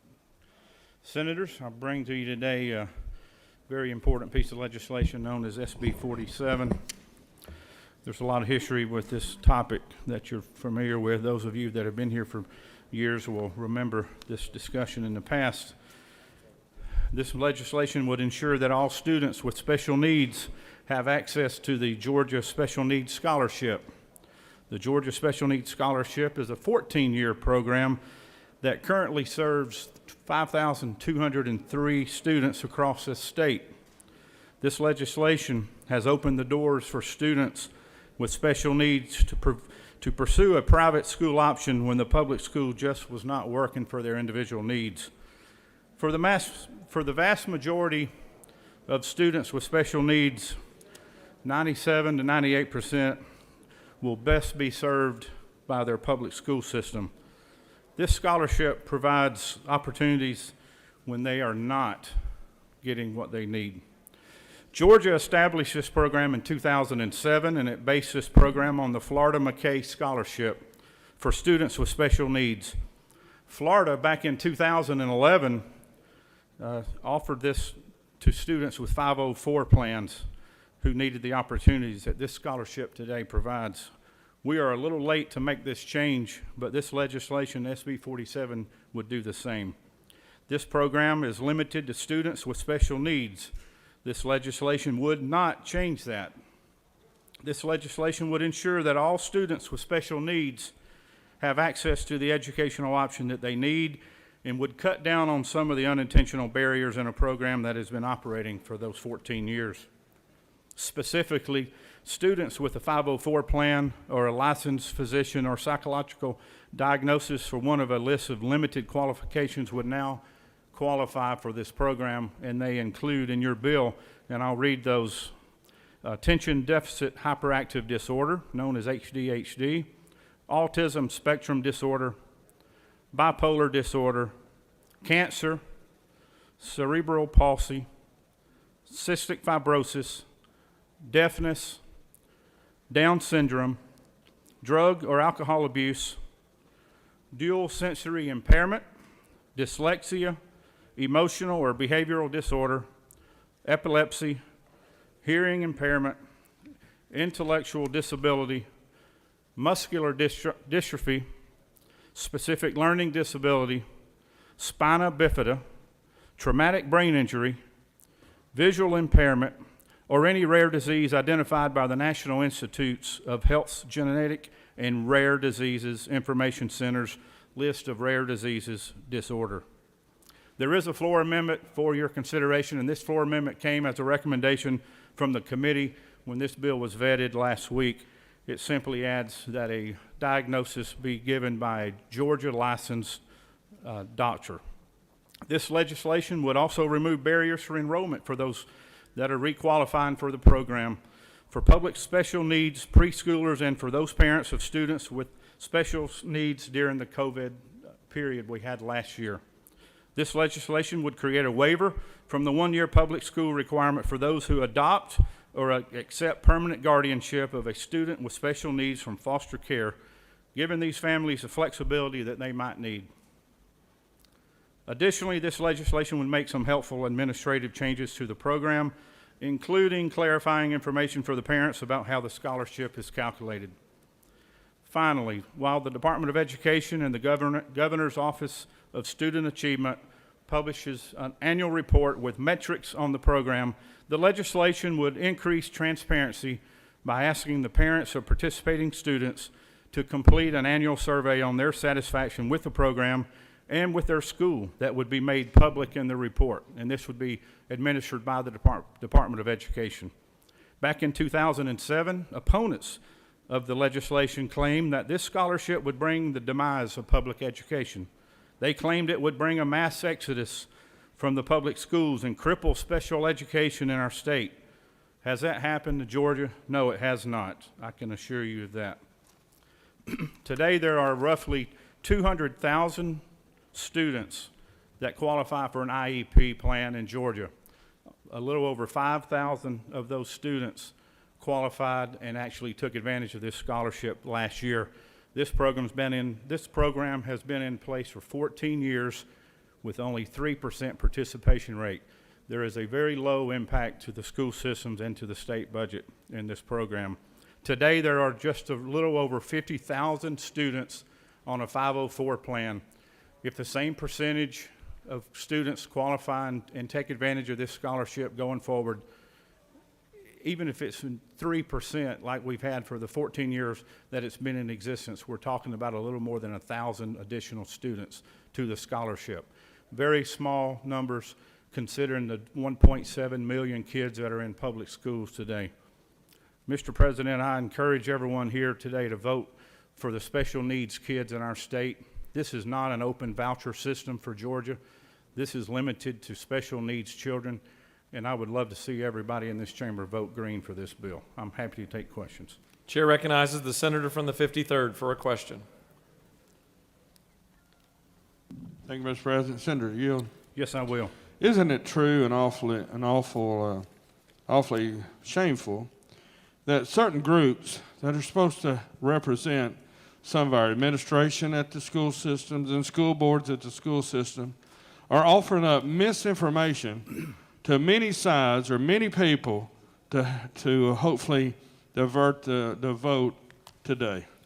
That is a good question, Senator, and as you know, we get emails a lot from people from across the state and across this nation that are often uninformed and do not have the full picture of what a piece of legislation actually does. And I would encourage you to read the bill and listen to the testimony today and vote for the needy children of our state. And I think most people would agree with your vote. Do you continue to yield? I will. Chair recognizes the senator from the 6th for a question. Will the senator yield? I do. Do you have a fiscal note associated with this? There's not a fiscal note, but there's no way to know what the fiscal impact is going to be. Depends on who you ask. But I would be one to tell you that there's a zero impact if you consider the fact that an FTE scholarship for, let's say the average is $6,500 per student. If you take your child from a public school and you move them out of state, then the school system's going to lose that $6,000. If they go to a private school under an EIP or a 504, they're going to transfer that same dollar amount that the public school would have gotten, and it would go to and follow the child. So there's literally no increase of spending to the state budget for that program. So I would say there's not an impact fiscal as far as the fiscal note goes. Will the senator continue to yield? I do. With respect to line 76 through 79, can you explain that to me? I really don't understand it. This deals with the fact that a lot of school systems last year during COVID were sent home in virtual schools, and they did not meet in class, and therefore they weren't counted as being present. And that's where the FTE counts come from, is when the kid is sitting in the classroom on a certain date of the year. And so this basically gives a one-year carve-out for those kids that did not get to attend school last year. They were taken out of their school classroom and either stayed home for virtual schooling or was put in a different school setting by their parent or by homeschool. And with respect to that, why is that necessary? We feel it's necessary that the parent has a choice of being able to keep their kid educated, keep them on track, keep them moving forward, learning whatever necessary. Some kids, and especially in the urban areas, were taken out of school and that are still out of school today. Some parents out in rural areas chose to, to take their kids to other school systems. Some chose to go to home schools. And some maybe in the Atlanta area could have done the same, or they could have put their child in a private school. But we believe this is a choice of a parent, and we believe during this pandemic and during this national emergency, we should not punish the child or the parent, and especially those with special needs. And those are the ones who are impacted the worst during the lockdown last year. Will the senator continue to yield? I do. And with respect to that, I still don't understand how this particular carve-out or provision actually supports the intent of the bill to provide money to every special need student in the state of Georgia. Wouldn't they already be entitled to it without this particular carve-out? If they were enrolled in the public school for the prior 12 months and they had the IEP, or in this case the 504, then they would have to meet that 12-month requirement. Last year, as you know, a lot of children were sent home. Some of those children with special needs could not do their work from home, so the parents had to make a decision to take that child to another school of their choice. Will the senator yield? Yes. And that's the follow-up. So and let me see if I get this right. So you can have a child who is currently in private school, who basically applies for this scholarship, gets the money to pay for their private school tuition, a school that they've already chosen and that they're already attending. Isn't that correct? You know, if you have a special needs child at home and they're not able to work on a computer in a virtual classroom, they can't keep up, they're falling farther and farther behind, I think a parent would do just about anything for their child. If this program was available last year, they would have qualified for it as well. So I think this is a carve-out for a one-time scenario when we're under a national emergency. And I think, Senator, considering the compassion that we have for our children in our state, this is the right thing to do. Will the senator yield for one final question? So just to make it clear, and I do have a special needs child at home. With respect to this, what we're talking about is parents who pulled their children, and we can argue whether or not this is about special needs kids or not, but we'll get there. With respect to qualifying for this plan, you can have a student who is already in private school, already attending private school, probably face-to-face, and what they'll be able to do is then come to the state once this is effective and actually get their tuition paid for. You know, if people want to game the system, I guess they game the system in other ways in our state. You can say that in welfare, you could say that in unemployment, we can go down the list. But I do believe that most of these children that are in need have parents that love them, and I think they're doing what's best for their child. And I think it's time that we step up and try to provide the best tools that we can for those parents. And I too have a child that would qualify under this program, but he's a graduating senior this year, so he won't benefit from it. But I could tell you that 12 years ago, if this program had been in place and I was in a place where I could have used the help, I would have taken advantage of it. It's tough as a parent. As y'all know, those of you that have special needs children know how tough it is to be able to take them to the school that can do the best for them. And I would hope that you would vote for these children and not as much about the argument on who has the money and who doesn't. This program applies to every Georgian that qualifies under this program, either an EIP or the 504. We've seen that the numbers are very low. It's 3% or less of those who qualify that are taking advantage of it. There's no reason whatsoever, there's no indication that it will be abused going forward. Do you continue to yield? I will. Chair recognizes the senator from the 14th for a question.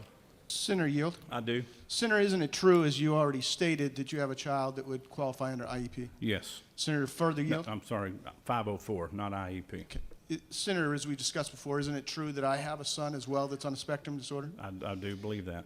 And as fathers and parents of children that fit this, isn't it true we would do anything possible to make sure they have an equal opportunity as other students? Absolutely. I have done all I can do for my child, and I know you have as well. For the yield? Yes. Isn't it true that each and every person in here that's a parent feels that they as parents should make sure that whether the child is in public school or private school or even a homeschool situation, whatever is best fit to make sure that that child has an opportunity that when they graduate high school, they can be a productive part of society and they can then contribute and reach their full potential? Absolutely. Thank you for bringing this forward, Yes, Senator. sir. Thank you. Chair recognizes the senator from the 36th for a point of personal, or for a question. Thank you. Does Senator yield? I do. Freudian slip.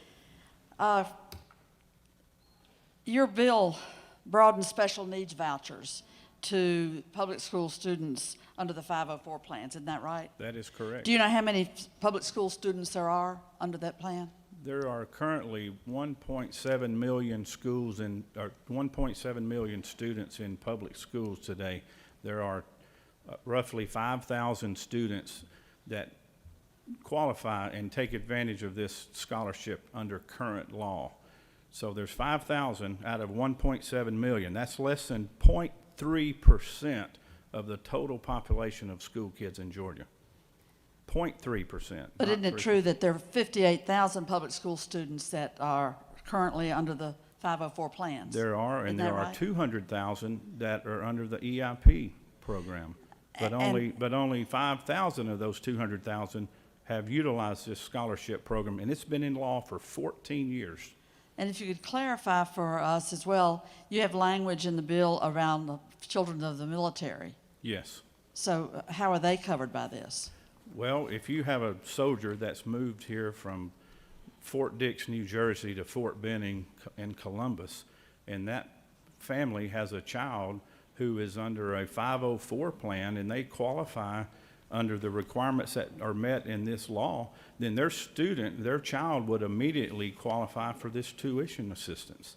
You wouldn't have to wait the 12 months because they're serving our nation, they're moving in and out. Sometimes every 2 years a soldier would move to another base. And so we believe we ought to help our soldiers and help our military, and this is one way to do that.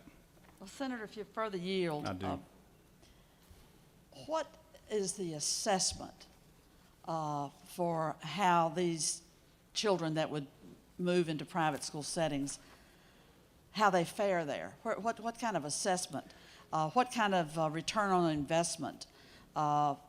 Who's minding the store? Who's looking after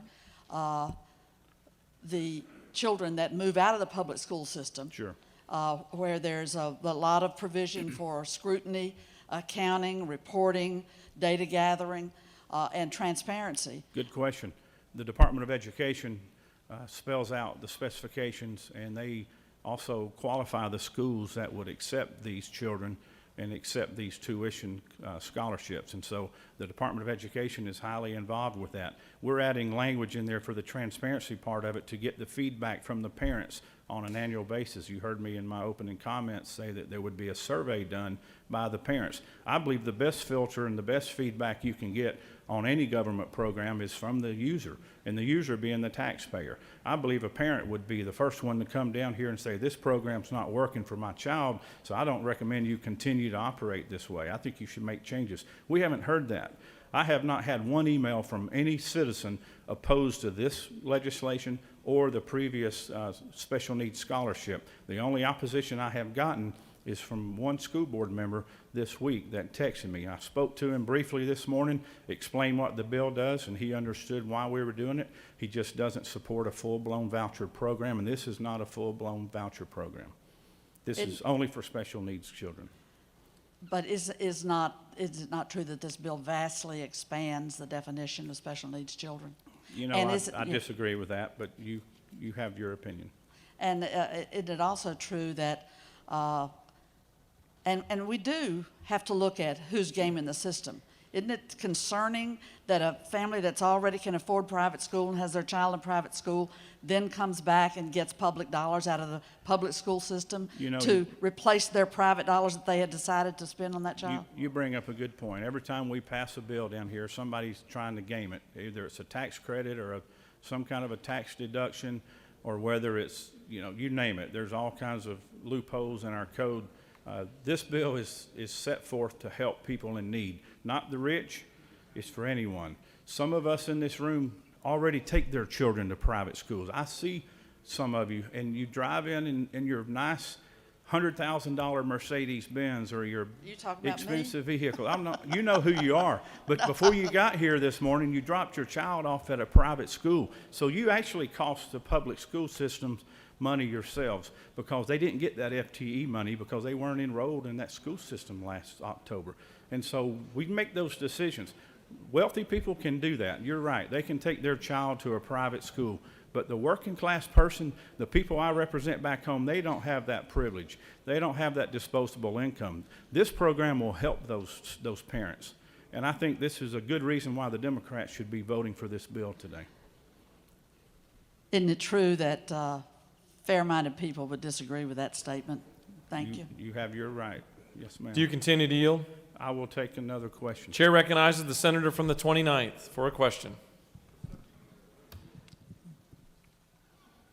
Does the senator yield? Yes, sir. Senator, is it not true that as a single father and me carrying my two children to public school, that the $6,000 FTE that my children used there in that school was money that I paid into the school as a property owner? I believe you pay more than that each year. Yes, sir. Senator, further yield? I do. Senator, is it not true that if either of my children would have been special needs students in the public schools with any of these issues, they would have most likely been ostracized, been subjected to excruciating peer pressure, and put in situations where they would have not been able to keep up and learn as well as the other students who did not suffer from these special needs? We have heard that before, yes. Does the senator yield for one more question? I do. Senator, is it not also true that these children, these special needs students that are subjected to these pressures, that the statistics are at least 50 to 60% of these students end up in the pipeline to prison that we always talk about and become part of the mass incarceration that inflicts our country today? The senator knows of which he speaks. I did not know that statistic, but thank you for sharing it. Thank you, sir. You have no more questions. Thank you. I'll come back and close in a little bit.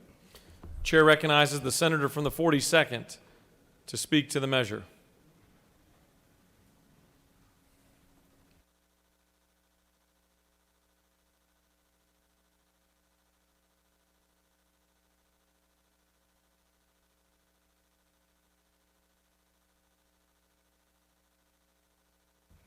Thank you, Mr. President.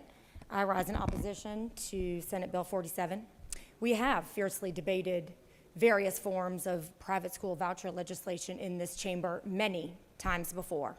And each time, the conclusion of education experts and stakeholders was the same. These voucher programs are bad for kids, bad for families, bad for schools, and bad for Georgia. Supporters of this bill are using this moment of uncertainty and crisis in our country and in our school systems to promote a long-standing agenda under the guise of assisting students with special needs. The facts have not changed.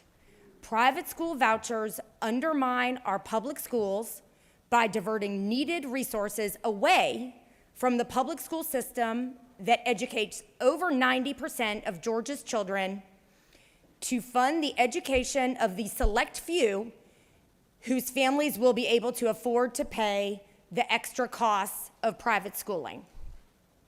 The truth is that these private school vouchers do not adequately serve middle and low-income students because the cost of tuition and fees at schools that accept vouchers generally exceeds the amount of the voucher, making voucher schools unaffordable for these families. That's before you even get to the fact that no transportation, for example, would be provided. So this scheme affords those with resources extra privileges at a cost to all students and taxpayers, and will further segregate education along racial and class lines. Making a misguided bill much worse, the system proposed in this bill is easily abused.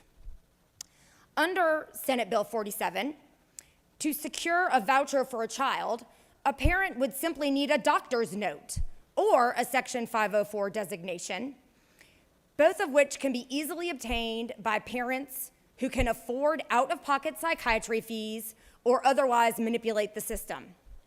Families with the resources, the know-how, and who live in proximity to private schools will be the beneficiaries of the expanded eligibility, while rural and working-class taxpayers will be left footing the bill for a program whose ultimate cost we can't even accurately calculate. The doctor's note doesn't even have to be for an educational disability. And it can be any doctor now in Georgia under the amendment, including one found on the internet who has never laid eyes on the child. Such schemes are already rampant on the internet for the procurement of ADHD medication. So any member of this body who optimistically believes that this program won't be abused is either operating with willful ignorance or wants as many families as possible, no matter their own financial means, to have a taxpayer-funded private school education. The latter is the much more likely explanation for the way this legislation is written. So Senate Bill 47 invites abuse at the outset and then adds insult to injury by not requiring any additional evaluation of the student over their lifetime of learning to even determine if the student still has a condition. This is more evidence that the bill is a pretext to fund private school vouchers generally. But the real crux of the problem with Senate Bill 47 and voucher bills generally is that they take the money that is needed to properly educate students with special needs and all students in the public schools. We currently have a hole to the tune of $400 million in our education budget. We have only fully funded the baseline amount for public schools twice. That's 2 times in 19 years, in the past 19 years. Meanwhile, the amount that we are shipping to private schools has gone up every single year. More evidence of the true motivations behind this legislation. The low funding for public schools makes it more difficult to serve children with needs like ADHD in the public schools, because what those students really need to thrive are small class sizes with low student-teacher ratios. But by diverting millions to private schools, we ensure that the funding will remain inadequate to properly serve those children. Many more children with ADHD, to continue that example, will remain in the public schools than will utilize the voucher, especially in rural areas. So therefore, children with ADHD will receive a worse education in the public schools, which are, let me remind us, the schools that we are constitutionally mandated to fund, the only schools we are constitutionally mandated to fund, because of the other ADHD kids that will take the money that is needed to improve the schools for all kids and take it to private school. So we bleed our schools, and then we turn around and say the schools aren't properly meeting the needs of every special needs child. And that becomes part of a self-fulfilling cycle that benefits voucher proponents and the wealthier families they serve. Each expansion of the voucher programs leaves the public schools with less funds and less services. The very argument that the proponents then use to justify the expansions. And the blame for all of that lies squarely on our shoulders. Over the past few years that I've been a member of this chamber, we have passed with great fanfare new programs to screen elementary school-aged children for dyslexia and to provide scholarships for higher education for students from families for whom the high cost of higher ed, college tuition, is out of reach. Both of those programs I was excited to vote for. Both of them are very needed. Only 35% of Georgia's third graders read at a proficient level, 35%. And research has identified dyslexia and other learning differences as a key factor in that abysmal number. As to access to higher education, it's universally understood that Georgia needs a more skilled workforce. To accomplish that goal, we need many more students to be able to matriculate to higher education. So putting the dyslexia screening program and the higher ed scholarships into state law is a good thing. But the promise of those two programs has not been realized because they have not been funded. And here we are giving money that we could use to fund them to private schools for a small select group of students. We may as well repeal those bills and tell the citizens of Georgia the truth. Our priority in the Georgia State Senate is giving kids who can already afford it a subsidized private education. We recently passed Senate Bill 6, a measure I support to review the effectiveness of our tax breaks. Georgia taxpayers logically question our sincerity in that regard because here we are, preparing to pass a huge expansion of a program that already has incredibly weak oversight and accountability. That fact was pointed out just in January by the Department of Audits and Accounts when they assessed one of our existing voucher programs. The conclusion was very clear. This has weak transparency and weak accountability. This legislation has weak transparency and basically no oversight or accountability. If we profess to take accountability for taxpayer dollars seriously, we should vote no on this bill and pass the measures needed for transparency and accountability for the existing vouchers and called for by our Department of Audits and Accounts and implement Senate Bill 6. Let me also add that in the existing special needs voucher, some of the private schools already taking the money are not even accredited. They're not even accredited. It is a joke that we pass anything in here calling for taxpayer accountability or any of this when we're sitting here debating something like this with zero oversight and accountability and wide open for fraud and abuse. When something's wide open for fraud and abuse and people realize it, guess what they think? They think that's how they wanted it. They don't think, oh, I shouldn't really game the system. They don't think it's gaming the system because they would say, and I'm telling you, this thing's wide open for fraud and abuse. So then they assume when you vote green that that's what you want, by the way.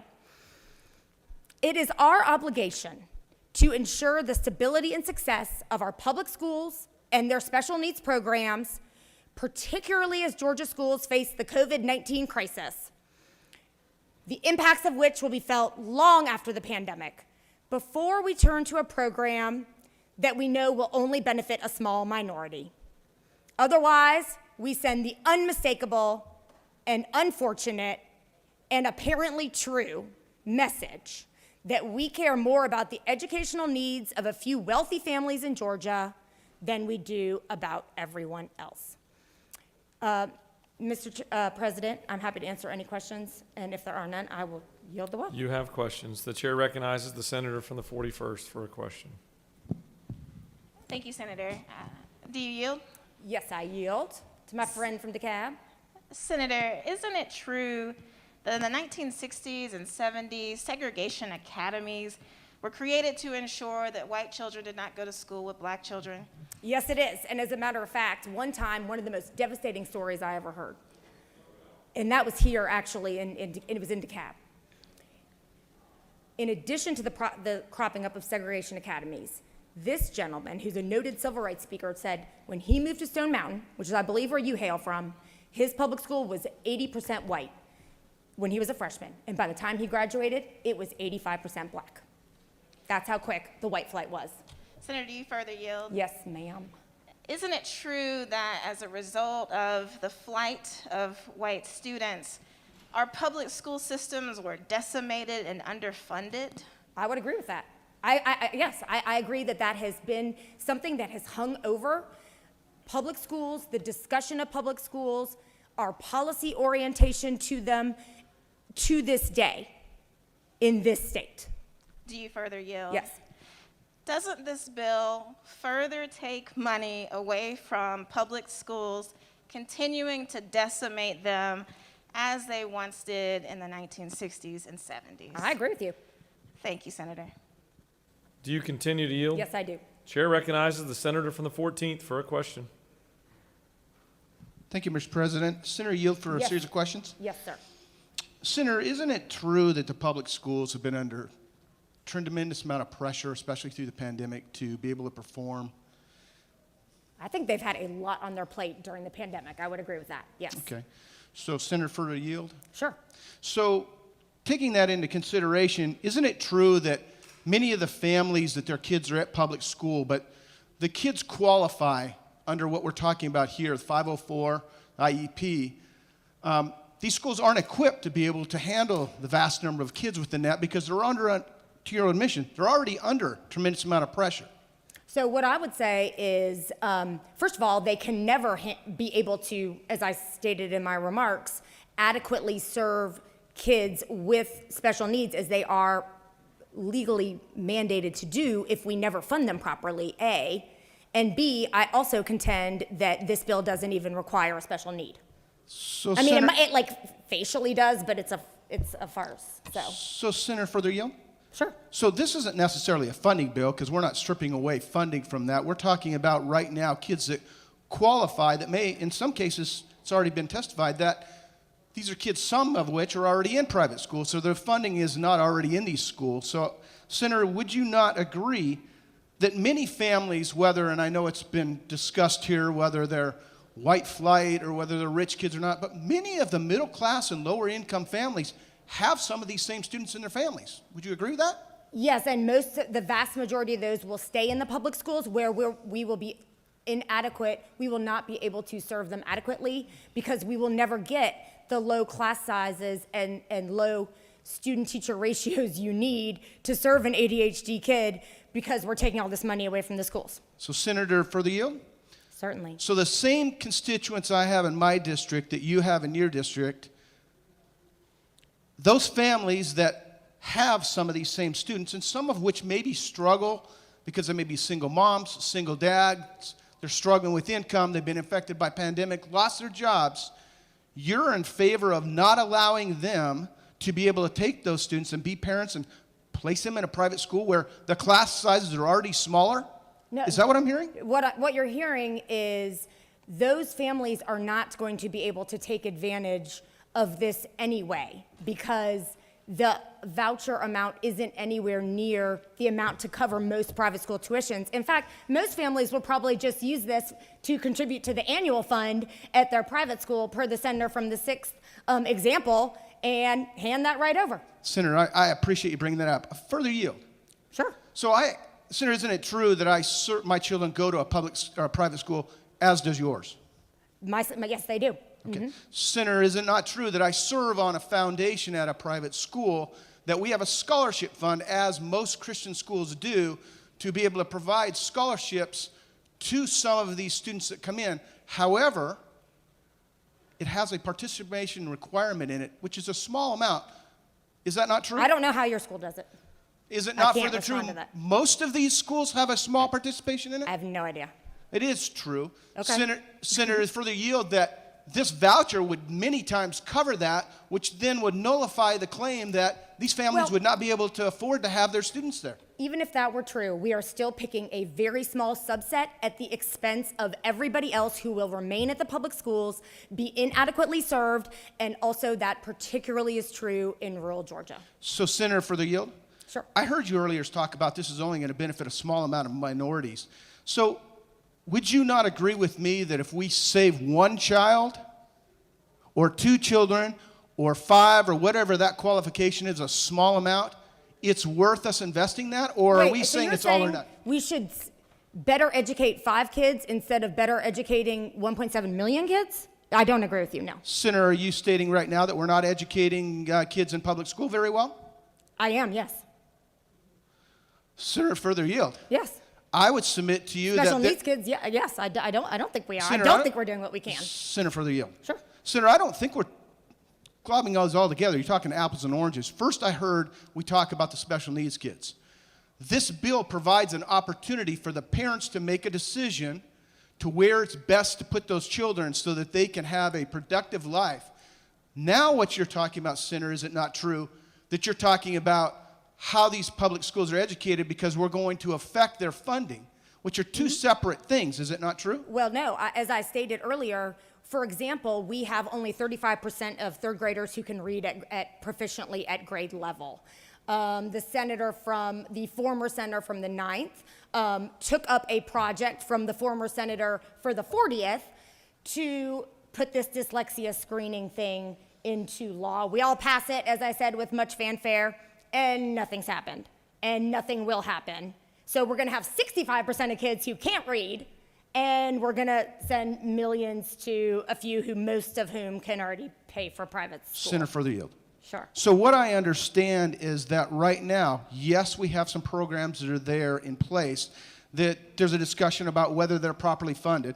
We have current public schools with many great teachers and great schools and educators that are trying to do their job, that there could be a discussion about whether there needs to be additional funding. But today we're talking about special needs children and the ability to give them the hope for a future, and you're stating that we should not do that because we have some other things going on. So you would say to your constituents in your district, you're not in favor of helping those families? So Is that what I hear? first of all, there's a fix, as you know, a fixed pie of public funding, okay? But secondly, what I'm saying is I don't agree that this is limited to kids that truly have special needs in any way, shape, or form, And then B, yes, I am saying that the more money we ship to any private school, we lessen and erode and eliminate our chances of doing other things that we have apparently falsely professed that we would like to do. But that rings hollow when we don't do it, and instead we send money to private schools. Senator, one final question, if you'll Sure, yield. of course. So again, I want to make sure I'm clear. You're saying to your constituent base, many of which I would say the families have just as many families that are struggling through the pandemic and or job opportunities for them to meet their basic needs, that you would say, no, I do not want you to have an opportunity to make a decision to put your special needs child into a private school because it's going to disrupt the whole, which in many cases, especially my district, those educators are already doing a good job. You would tell those families that you're not interested in supporting them? Is that right? I don't agree. I disagree with several aspects of the premise of your question. First of all, yes, what we are charged with doing, our constitutional responsibility, is to have a public school system that meets the needs of all children and fund it. That is our job. Everything else you're talking about is outside of job number one. And when you are failing at job number one, let's not talk about job number two. You want to talk about how much it would really cost to adequately send every child to the school they chose? If that's what you want to talk about, okay, we can have that conversation, but we will need to spend 4 times as much on education as we do right now. And the minute the majority party wants to talk about that, I would be delighted to have that conversation. Mr. President, I'm happy to yield if there are no more questions. You have more questions. All right. Chair recognizes the senator from the 48th for a question. Thank you. Senator, do you yield? I do yield. Wonderful. Isn't it true that having an individualized education plan or an IEP is one of the qualifying factors for gaining this waiver or gaining access It to it? is under our current special needs voucher. It is not under this legislation. It is one of the ways you could get it, but there are other ways which don't currently exist in law. Understood. Is access to this waiver also tied to the requirement to waive rights for accommodation under an IEP to which this child is entitled? That is true. So if you go to a private school, and I mentioned actually that not even all of them that we are currently sending money to are even accredited, you waive all those rights. And isn't it true, do you further yield? Yes, I do. Isn't it true that this waiving of the IEP is permanent after it's waived the initial time? That's right. And a lot of families don't understand that once they waive, that they come back and say, oh, well, they didn't do this and they didn't well, sorry, you've gone to a private school. They're not required to do any of those things. Those rights only exist under federal law for public schools. Thank you. Senator, do you yield for one final Yes, question? absolutely. Isn't it true that private school vouchers often fund poorer quality schools? It is. In that these programs lack, as you noted, accountability and oversight, and could in fact lack the resources to accommodate the special needs that this bill purports to provide? I agree with that, and research actually demonstrates that they perform more, schools accepting vouchers overall perform more poorly than the regular public schools do. Thank you, Senator. Do you continue to yield? Yes, Mr. President. Chair recognizes the senator from the 9th for a question. Thank you, Mr. President. Senator, do you yield? I yield. Is it true that private school foundations give out scholarships? Yes, some of them do. We have this other voucher, which is actually the one I was referencing with the January 2021 audit and account report, which is the school student organization voucher, which are those organizations. So you continue to yield? Yes. So we can call in a question as to why we would need state dollars if we already have if they're already having a mechanism Are you to talking fund about actually, I shouldn't answer you in a question, but are you talking about an actual nonprofit that takes no taxpayer money? Yes. Okay, I thought you were talking about the other voucher program we had. Yes, we do have those. We have charitable organizations that help in our state with many things. Does Senator continue to yield? Yes.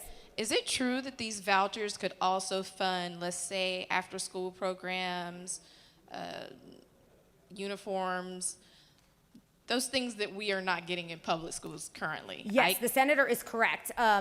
Another thing that adds insult to injury in the legislation is the families can use the money for all kinds of things that public school students don't get. You can't pay for your uniforms are not covered in the public schools. You have to do the car washes and the brownie bakes to raise money for the team. Not here. Kids going to private school just pay up for all of it with their state voucher. Does the senator continue Yes. to yield? I can attest to that. Paying for football fees cost us, about $700 almost a year. Yeah. We want to give money to private schools. Thank you. Yeah, I don't understand why we would be treating them so unequally on that point, actually. Chair recognizes the senator from the 27th for a question. Thank you, Mr. President. Senator, do you yield? Yes, absolutely. Thank you. You talked a lot about funding, which is really at the core. I'm going to get this mask off. At the core of this question, can you speak to a high level as far as it relates to the budget in the state of Georgia, how much money we spend on K through 12 education, within $1 billion or $2 billion, or even as a percentage? So it would depend on, are you talking just our state budget, or are you also talking the federal money? Just the state side. We'll get to the. I mean, within $1 billion or $2 billion, it's something like 12 or 13 billion. Yeah, so it's just under 10. It's 37% of the state budget. I was being generous with us. Yeah, no worries. So 37% of the state budget currently goes through K through 12 education. You mentioned spending 4 times as much, which obviously would not be possible. I think you were being facetious with that. But could you outline for this body the other buckets of funding as it relates to state, local, and federal funding as it funds education? So I mean, obviously, that's another issue with the bill is, so the student utilizing the voucher and their family would take the state funding, but then they would forfeit the local and federal funding that normally would be provided for their education. So they would forfeit that money, and I don't know the totals on that. Why is that an issue? Do you further yield? Oh, If yeah. you do, why is it an issue that they forfeit the local money? The local money stays in the school district. You mentioned earlier your students are in private school. if in mine or not. Your students are in private school, assuming we were in the same district, which we're not, but hypothetically, you taking your students out of public school and putting them in private school actually leaves more of the local tax digest money in the district to spend on my kids. Is that not true, Senator? No, I do not believe that that is true. That is not how the analysis of public school funding works, because public school funding is based on enrollment. So even if you retained some smaller piece of the local funding, which in and of itself would still be based on enrollment, you've lost the state and federal. Senator, so I don't agree with that at all, no. Can you explain to me how local funding is based on enrollment? Because local funding is based on tax digest, and it is not based on an FTE like the state funding is. That's true. It's not directly based on FTE. So first of all, if we can agree that you would lose funding based on enrollment from the other two primary sources, we can talk about the local funding. The local funding, that of course is set by the school board with the millage rate. They still, of course, can tie that. I mean, it's not directly in the same FTE, but these are all parts of the analysis the school board would take into account when they decide where to set the millage rate. Do you further yield? Yes. When you took your kids out of public school or put them in private school, or when they enrolled for private school in lieu of public school, did the DeKalb County Board of Education lower the millage rate? The DeKalb County Board of Education has lowered the millage rate a few times, actually, over the last few years. I do not think it has anything to do with me or my students. And let me just say, because there have been a bunch of pointed questions at me, there seems to be a lot of irritation in this chamber that I oppose this bill, but I have an ADHD child in private school. So let me just get that out on the table. Let me tell you, that's one of the reasons, and the crux of my speech last time was about that point. There is no way my family should get a cent to send my child to private school when we have limited tax dollars and we can afford it just fine. So A, let's put that out there. And B, if we properly funded ADHD programs in the public schools, then my son could have gone to public school. But we don't, and here we are. Which is another reason I opposed the bill. Yes, do you further yield? Yes, I do. You mentioned earlier that we're not properly funding, therefore, in answer to Senator Thompson's question, therefore we're not properly educating students, particularly with special needs. I don't know the provision under which you made the decision to send your kids to private school. My kids are not all old enough to send them to private school, but I can imagine if I had a dyslexic child and I wanted to seek, for example, Orton Gillingham education, which is life-changing for dyslexia children. Wouldn't that be the thing that we should be funding and aren't? The Orton Gillingham dyslexia program that I've mentioned several times? So I'll finish my question if you don't mind. Yes, I want you to. So knowing that we already spend 37% of our state funding on the public schools and that you say that we would need to go to 4 times that, which my math would say is 134% of our state budget, that would only go towards public schools, to the public school system, which say we cut that in half, that you wanted to just double it. That's not, so what I meant was, and if you want to finish, that's fine. No, I just want to, okay, so what I meant was, if we really were going to institute a educational model where the money just follows the child so that every family could pick the exact school they thought was adequate for their needs, and that's the way we funded everything, I believe it probably would cost about 4 times as much. That would essentially assume not having a public school system the way we do now. Okay. Do you further yield for one last question? Absolutely. If your student is, forget you, I feel like we're picking on you, just the fact that you mentioned you're in private school. Pretend that my 4-year-old who goes into kindergarten next year may be in private school. Isn't it true that the state today, for her, if she were to enter kindergarten, allocates that FTE based on head count? We're not funding an institution. We're not funding buildings. This is not a block grant, if you will, that we're just putting X percentage of money. We have a formulaic process here. And if my student chooses, if I should say my wife and I choose private school for my daughter, that money does not go to Forsyth County schools, period. That is true. So yes. If I were to choose that and the local money stays there, take the special needs out of it, how is Forsyth County losing money by my choice to go to a private school when the local money stays there? I'm still paying my $10,000 a year in property tax. Right, so Isn't it best for Forsyth County from a fiscal situation that my child never enters a Forsyth County school door? Well, my light has gone off, but I will, if it's Sure. okay with the president, yes, I don't agree. I think that's wrong, and here's why. First of all, there is money that would have gone to the public school that isn't from the state. because your child goes to private school. There is money that would have gone to the public school but isn't from the federal side of things. And you still have to stand up and run a system. And so the point is often made that you still have facilities costs, you still have teacher salaries, you still have pensions, you still have lighting, you still have HVAC. So there's no easy way to, so I think there may be a little bit of money that would meet your comment, but I think the larger buckets, it harms the schools from all the analyses I've read. Thank you for indulging my questions. I Thank see you. your red light's Thank on. you, so- Mr. President. I'll yield the well. Senator has yielded the well. The chair recognizes the senator from the 6th to speak to Senate Bill 47.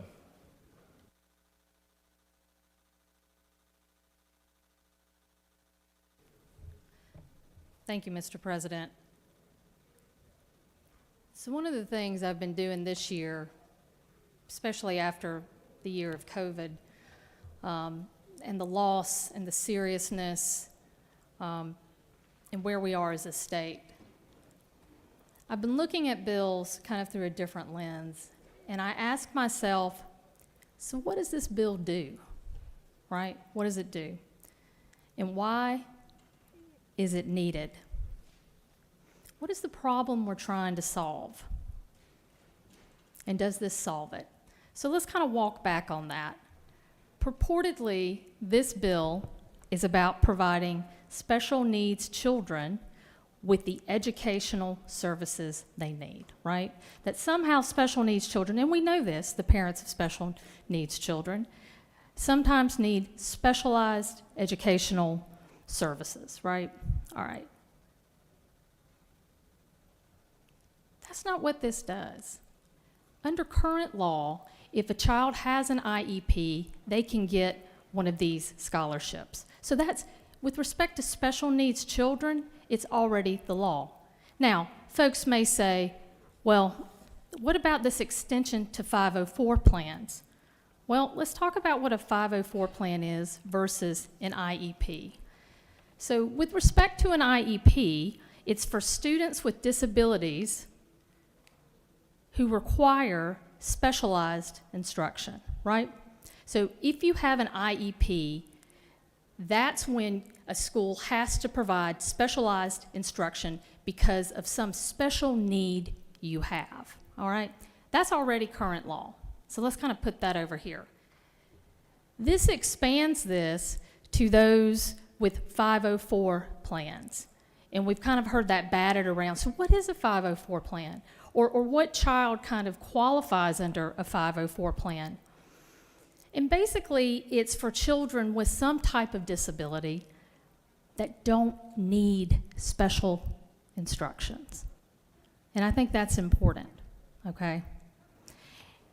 And the reason they normally have a 504 plan is because they just want to make sure, parents, they want to have the assurance that they're going to receive equal access to public education if they need it, right? So we're already taking care of the special needs students that need special instruction, okay? Now we're going to expand it to 504 plan kids who don't need specialized instruction. And then we're going to go even further. We're going to expand this to children who fall under a panoply of various disorders, situations, diseases, and the like. Drug or alcohol abuse kind of gets you a scholarship into private school. Never heard of that. And not only that, but this is just the minimum. This is the minimum. The Board of Education can basically come up with and deem anything they want to be a condition that would qualify a child to get this scholarship. And this is just the minimum. You just have to have drug or alcohol abuse to go to a private school, just minimally. There could be other things.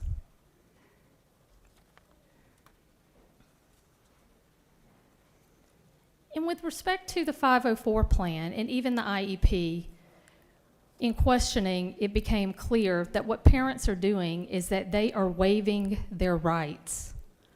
Now, this is important. As a parent of a child with special needs, an IEP guarantees that student in a public school system that they're going to be able to get the services they need. Same thing with the 504 plan, that they're going to be able to access public education if they need it.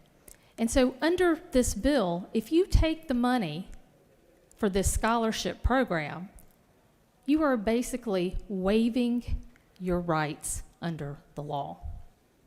I don't think a lot of parents would even understand that that is actually what they would be doing if they took this money, especially if they're just trying to help their kid. You know, in Romeo and Juliet, Shakespeare, a rose by any other name would smell as sweet. And that reference is often used to imply that the name of things do not affect what they are. And let me be clear, this bill purporting to be a bill for special needs children who already qualify, that have IEPs, that purports to be a bill for special needs children to provide them a scholarship.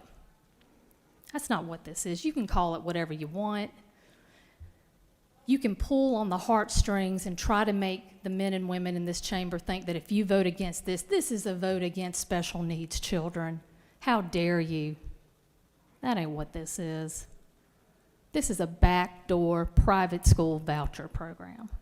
That is all it is.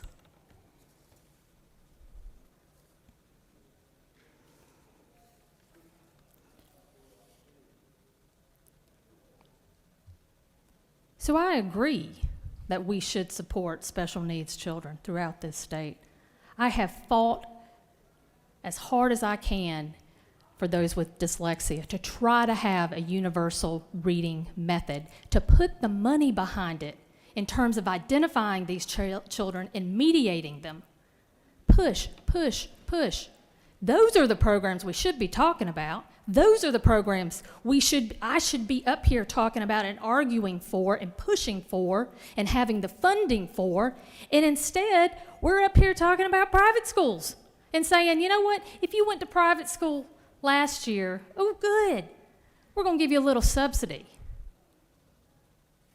That's outrageous. And the whole idea, I love the whole, people who lost their jobs during the pandemic, single moms just trying to make ends meet, 2 nickels rubbing them together.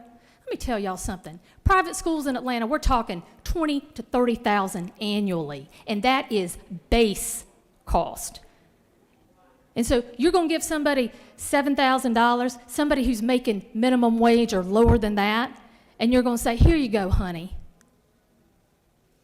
Isn't that nice? Don't you feel good now? This is about people who can already afford private school. This isn't about special needs children because we already have a law that covers that. This is basically, like I said, just a backdoor voucher program.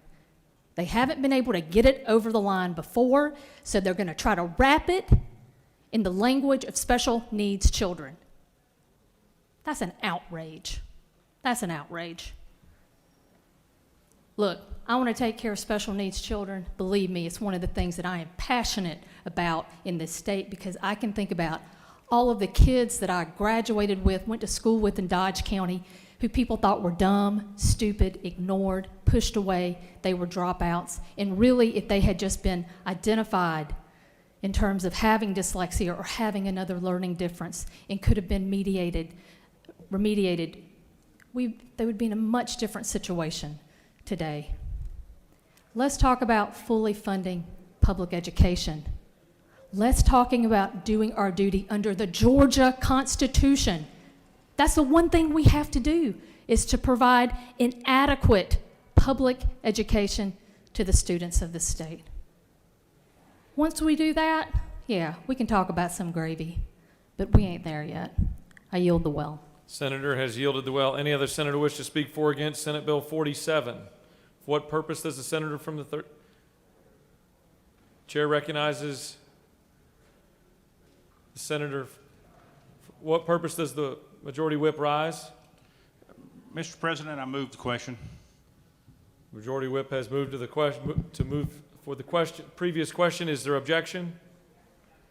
There is objection. There's no debate. All those in favor of moving the previous question, vote yea. Opposed, nay. The Secretary will unlock the machine.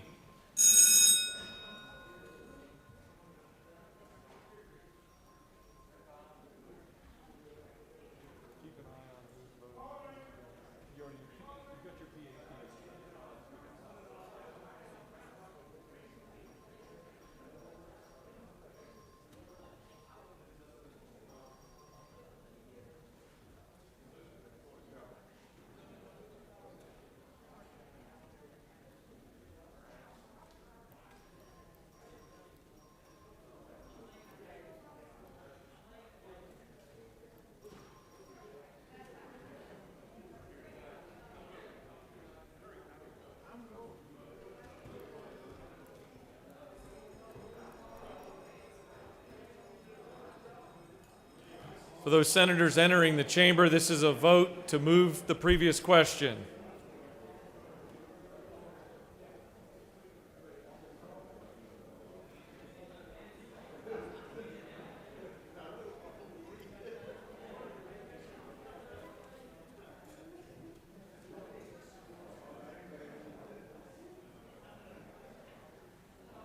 Have all senators voted?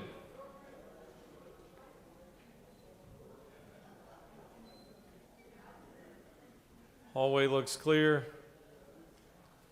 Mr. Secretary, please close the machine. On the motion, the yeas are 31, the nays are 21, and this body has moved for the previous question. Previous question's ordered, and now we will take up amendment number 1. Would the Majority Whip like to close debate? Majority Whip is recognized to close debate on the amendment and the measure.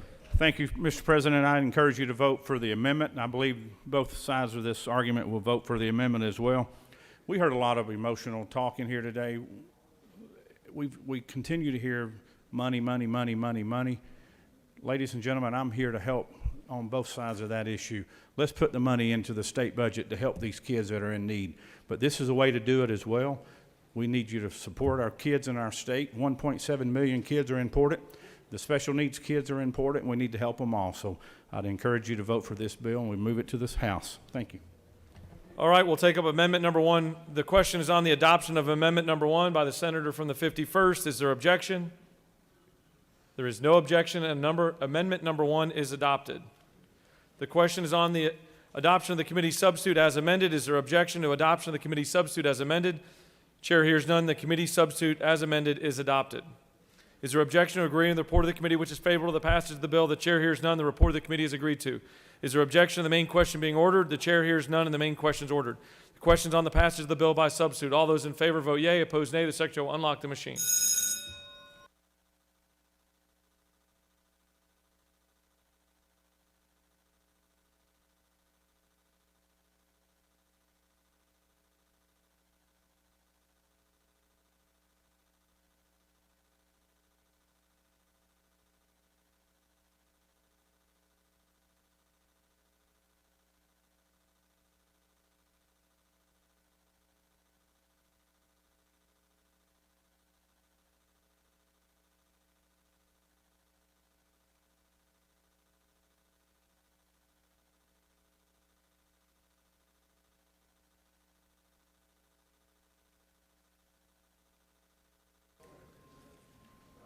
Have all senators voted?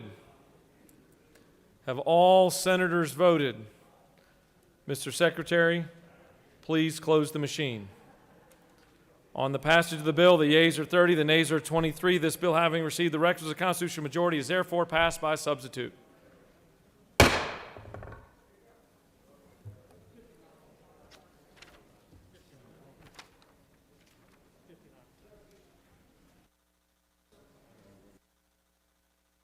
Chair recognizes the senator from the 56th.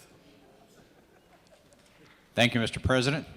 I move that Senate Bill 59 be removed from the table. Mr. Secretary, please read the caption to Senate Bill 59.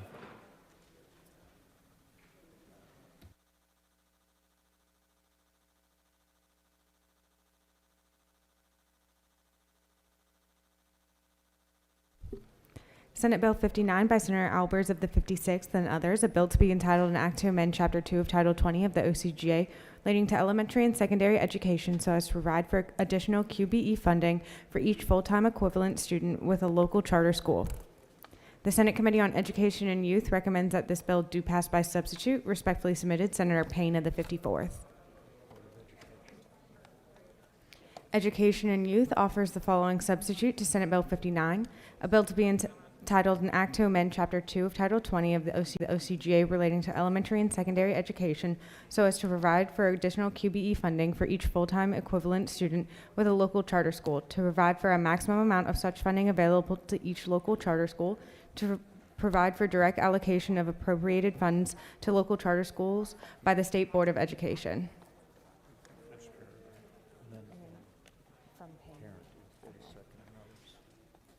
Amendment 1 by Senator Parent of the 42nd offers the following amendment to Senate Bill 59 by deleting lines 144 to 148 and inserting in lieu thereof the following. Amount of such stipend shall be calculated on an annual basis and shall be equal in amount that is 20% of the local charter school's prior year facility costs provided. However, that the facility stipend for a local charter school does not exceed $25,000 per year. By deleting from line 149 the following pursuant in this paragraph and for other purposes. This completes the order, Mr. President. The senator from the 56th has moved that Senate Bill 59 be taken from the table. Is there objection? Chair hears none, and the bill is removed from the table. The chair recognizes the senator from the 56th to speak to Senate Bill 59 and Amendment Number 1 that he has co-signed.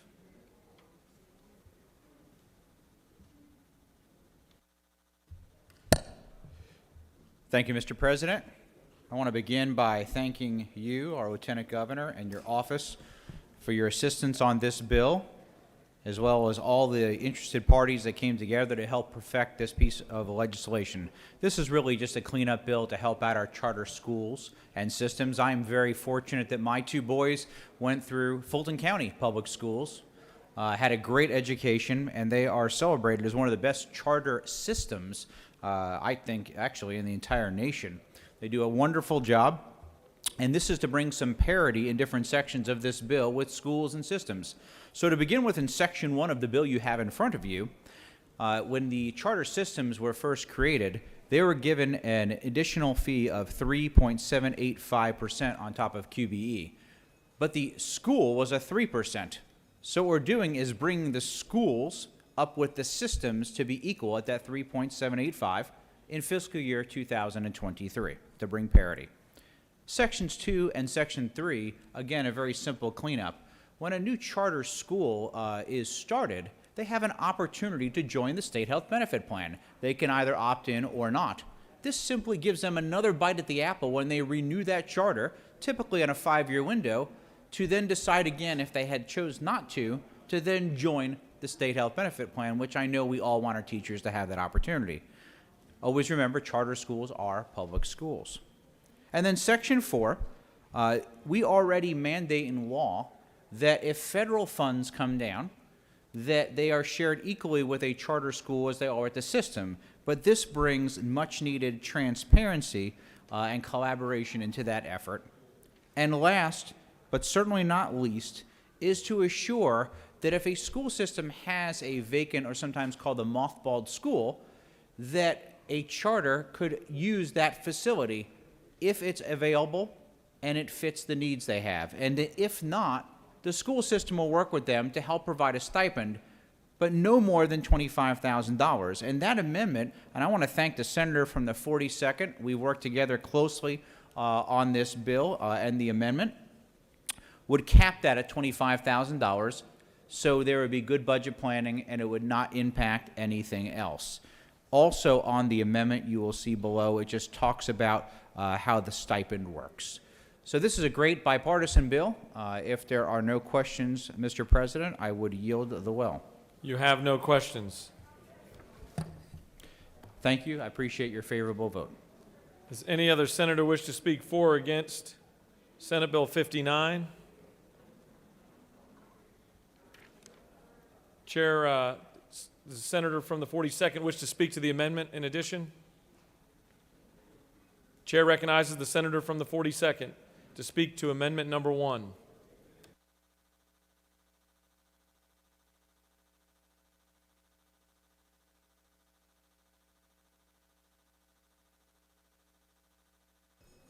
Thank you, Mr. President. It would just be odd if I didn't speak to the amendment. Yeah, this just brings a little more clarity to the provisions of the bill about the facilities. If a local school has been offered a suitable building and turns it down, then they are not under the amendment, of which all parties are in agreement, not then entitled to receive the stipend. And also with the first section of the amendment, it just clarifies some of the language to bring it more in line with the way facilities funding actually is done, so that we don't create an asynchronistic system between the way the local schools have their facilities funded and the charter schools. So happy to answer any questions about that. If not, I will You yield the have ball. no questions. Thank you, Mr. President. Yield the ball. Any other senator wish to speak for or against Senate Bill 59 or the amendment? The chair sees none. The question is on, let's take up amendment number 1 first. Is the question's on the adoption of amendment number 1 by the senator from the 42nd. Is there objection? Chair hears none, and amendment number 1 is adopted. The question now is on the adoption of the committee substitute as amended. Is there objection to adoption of the committee substitute as amended? The chair hears none, and the committee substitute as amended is adopted. Is there objection to agreeing to the report of the committee which is favorable to the passage of the bill? The chair hears none. The report of the committee is agreed to. Is there objection to the main question being ordered? The chair hears none, and the main question is ordered. Questions on the passage of the bill by substitute. All those in favor vote yea. Opposed, nay. The secretary will unlock the machine.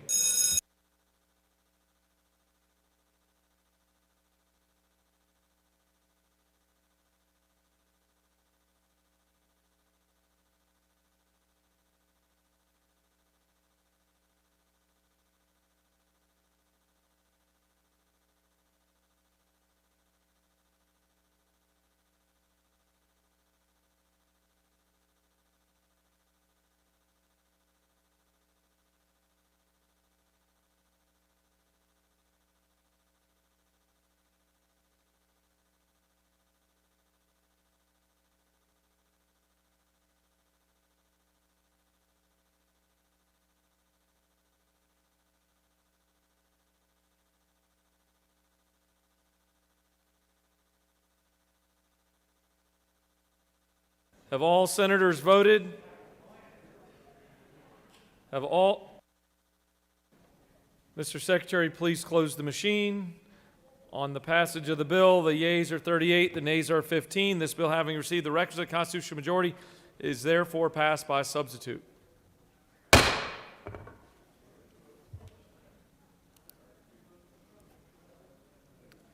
Chair recognizes the distinguished rules chairman. Mr. President, I ask request to pull Senate Bill 42 off the table. Mr. Secretary, can you please read the caption of Senate Bill 42?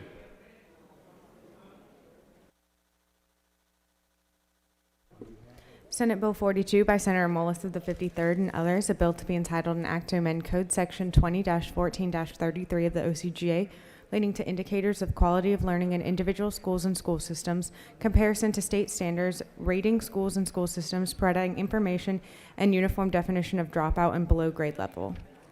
The Senate Committee on Education and Youth recommends that this bill do pass by substitute. Respectfully submitted, Senator Payne of the 54th. The Committee on Education and Youth offers the following substitute to Senate Bill 42, a bill to be entitled an act to amend Code Section 20-14-33 of the OCGA relating to indicators of quality of learning in individual schools and school systems, comparison to state standards, rating schools and school systems, providing information and uniform definition of dropout and below grade level, so as to provide that the school climate rating does not include discipline data. Senator Mullis of the 53rd offers the following Amendment 1, amend substitute 42 by inserting on its website on line 43 after published electronically. This completes the order, Mr. President. The Rules Chairman has moved that Senate Bill 42 be taken from the table. Is there objection? The chair hears none, and the Senate Bill 42 is removed from the table. Chair recognizes the senator from the 53rd to speak to the measure and his amendment.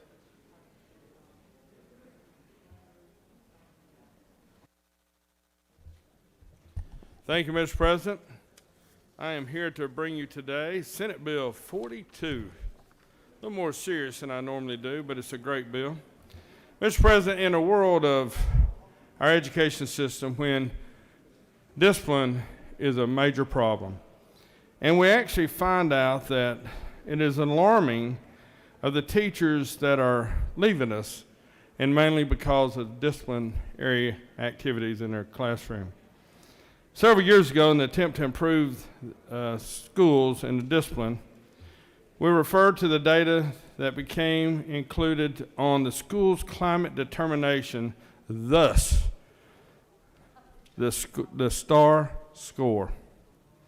And we was hoping that this would improve the discipline in our school system, but we found that it hasn't. Now, the STAR reports requires that schools are evaluated on many things, but the STAR report is about discipline. Now, that sounds like it'd work out well, but it hasn't, because the teachers will send a disruptive student to the principal's office or the disciplinarian, and oftentimes, where it won't affect the school's rating, they may not do anything, or they may send a student back to the classroom. And the teachers are a little tired of this. Discipline is important for the other students to learn anything. And I want to thank many of the teachers that are in this body, especially the teacher, the principal, my friend from the 12th district, who is like a mentor to me. And I even brought an apple to her for her great work on this bill. Also, the senator from the 37th who used to be on the school board, never took his salary for that, which we don't pay much anyway for school boards, but they do a great work. And they all recognize the problem, but to take away the score or to not allow people or parents or people that are looking at moving into that school system to not know what the discipline problems are? Well, the amendment, and I'll talk about it now, requires that they put the discipline problems on their website and have it electronic form, and also have it there that they can stop by the office and get an accounting for. So this is still there. It's just not part of the grade of the school, so we hope and believe that the discipline will happen because it's no longer part of the grading of the school, but it's very visible for the parents, community, other teachers, students, people visiting, people looking at moving into that area. It is still there. And we know that discipline will now happen if it's not part of the grading system of the school system. Mr. President, I'll be happy to answer any questions. Chair recognizes the senator from the 4th to your left. Or I have a paddle and we could go out in the hall.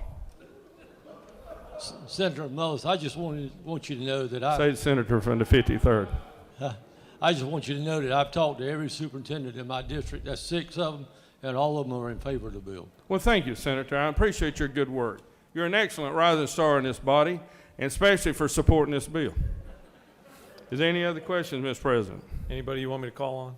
No, I mean, I'll be... You have no more questions. Thank you so much. I appreciate your support on this fine... Any other senator wish to speak for or against Senate Bill 42 or Amendment Number 1? The chair sees none. All right, we'll take up Amendment Number 1. The question is on the adoption of Amendment Number 1 from the senator from the 53rd.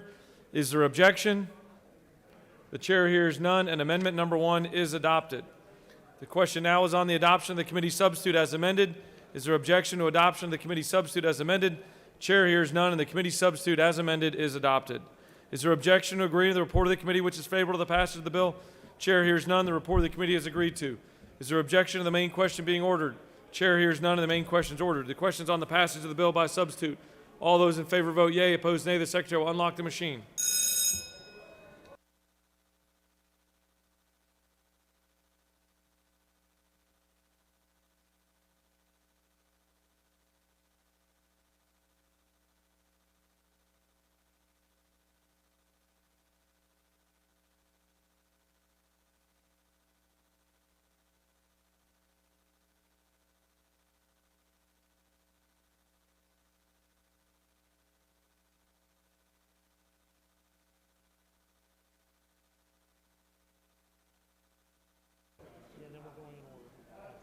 Have all senators voted?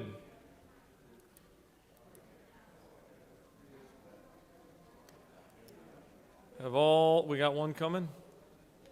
I bet I knew which one it was. There he is. Ladies and gentlemen, he's here all week and twice on Sunday. Have all senators voted? Hallway's clear. Mr. Secretary, please close the machine. On the passage of the bill, the yeas are 39, the nays are 12. This bill, having received the requisite constitutional majority, is therefore passed by substitute.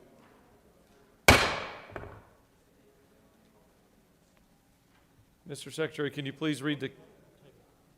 Oh, almost forgot. For what purpose does the freshman senator from the 31st rise? Mr. President, I want to take Senate Bill 66 off the table. Is that a motion, or is that So just... moved. Almost sounded like a felony. You were going to take something. I might. Mr. Secretary, will you read the freshman senator's Senate Bill 66? Will you read the caption?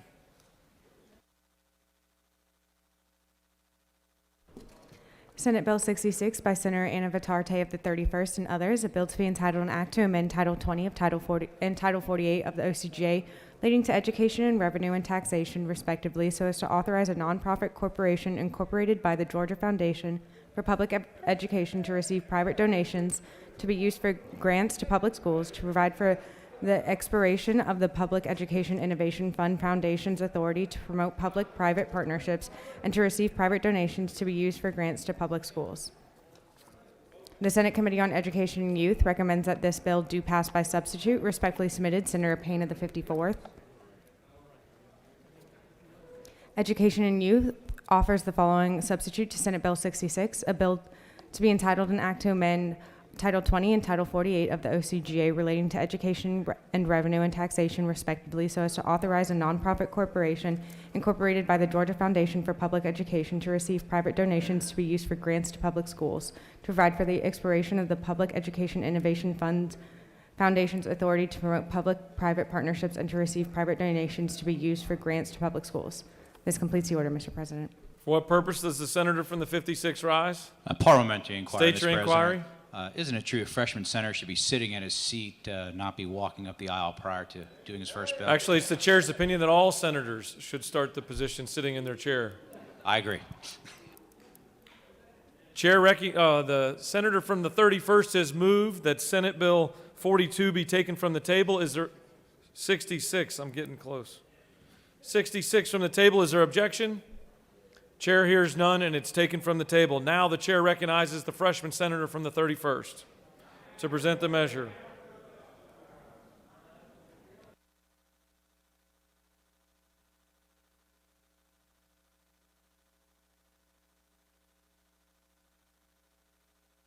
Yeah, I need it. Good afternoon, colleagues. Thank you, Mr. President. I'm here to ask for favorable consideration of Senate Bill 66. Senate Bill 66 basically is a very simple bill. It's merging the Innovation Fund Foundation and the Georgia Foundation for Public Education. Just to give you a quick background, the Georgia Foundation for Public Education was created in 2010 as a 501c arm that was attached in 2019. It has a mission to support public schools in Broadway by raising philanthropic money. The Innovation Fund Foundation was created in 2013 as a 501c3 to raise money. Also, it awards grants to schools and partners for innovation programs. It's a 100% tax credit that was added in 2017 that would manage the IFF.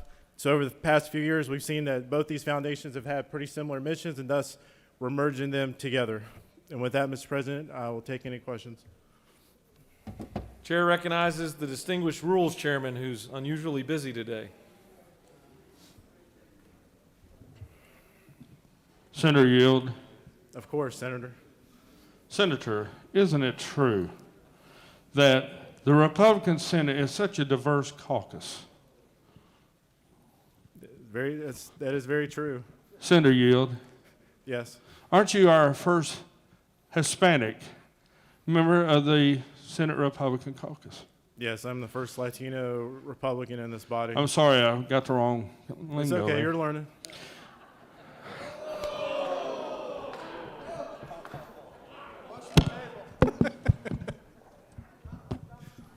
Senator Yield, Yes, sir.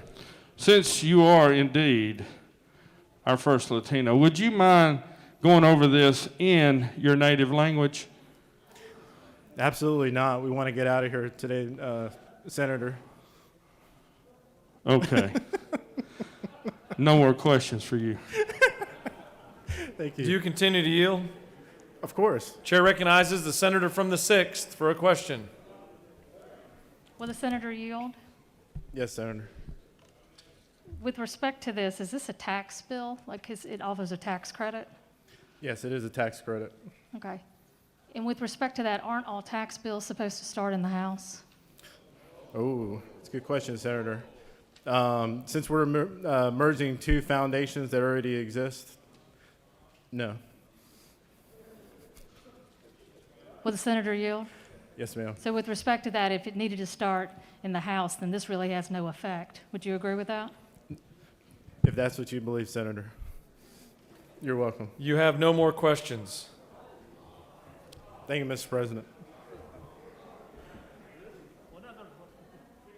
We do now. He's already yielded the well. We're good. We got dinner reservations.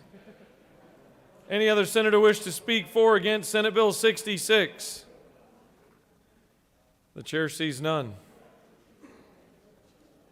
The question is on the adoption of the committee substitute. Is there objection to adoption of the committee substitute?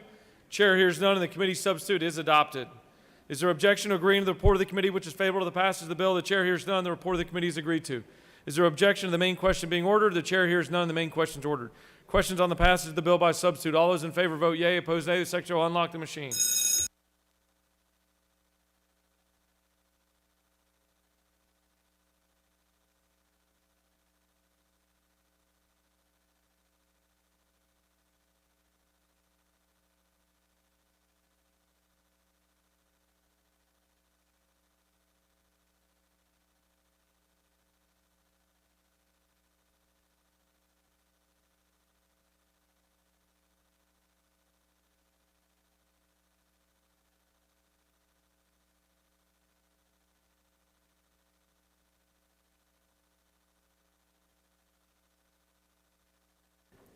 Have all senators voted?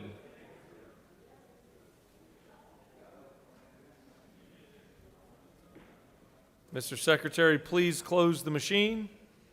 On the passage of the bill, the yeas are 51, the nays are 2. This bill, having received the requisite constitutional majority, is therefore passed by substitute.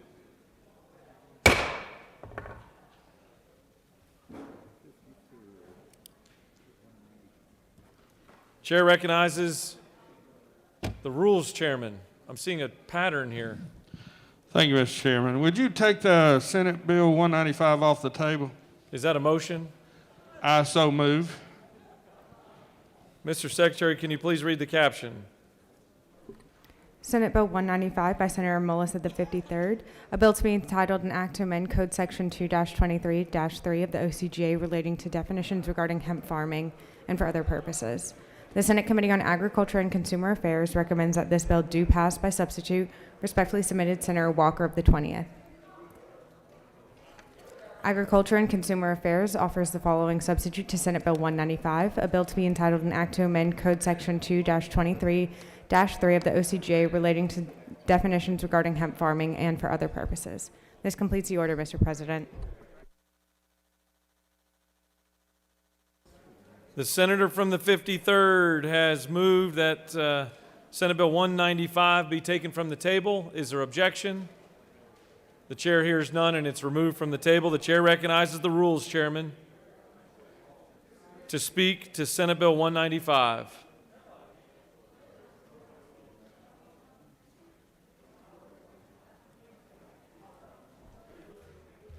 Thank you, Mr. President.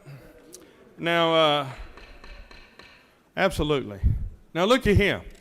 I've got the perfect bill today. Thank you, Senator from 46. I love that lingo. This bill is about hemp farming. That's right. Not that we're going to burn one, as somebody asked me. This is about hemp farming.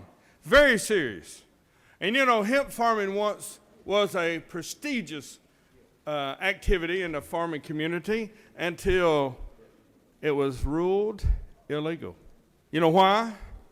Because DuPont invented nylon rope. They used to make rope out of hemp.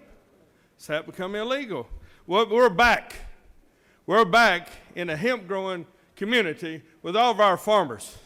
I want to thank the senator from the 20th and his lead in the agriculture committee to help pass such an outstanding bill for the hemp farmers of Georgia. So this bill clarifies the definition for hemp processing. That's right, hemp processing, so that the traditional farming practices, commonly known as drying and a crying, shucking and a clucking, bucking and a plucking, storing and a snoring, trimming and a swimming, currying and a stirring, is not included. Has nothing to do with hemp. So the processing in hemp will not be disturbed or confused with the regular farming activities. And most of us don't understand that. But the farmers do that are in this room. Now, I'm a prime specimen of what farming does. The fiber and the food I'm all about. And I'd like to thank these ladies and gentlemen that are part of our farming community that help grow such a fine, distinguished gentleman as myself.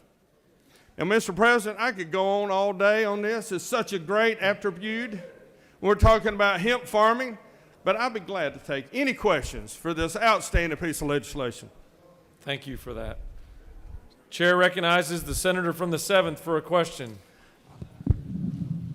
Thank you, Mr. President. Will the distinguished rules chairman yield? Absolutely. For one of my favorite farmers. Well, I appreciate that. A peanut picker from well, Rosella. we appreciate those of you members of the FFBA who help make agriculture what it is, Mr. Chairman. Reading through your bill, you kind of mentioned some of these. I was just curious if you could give this body a actionable description of what shucking and bucking is.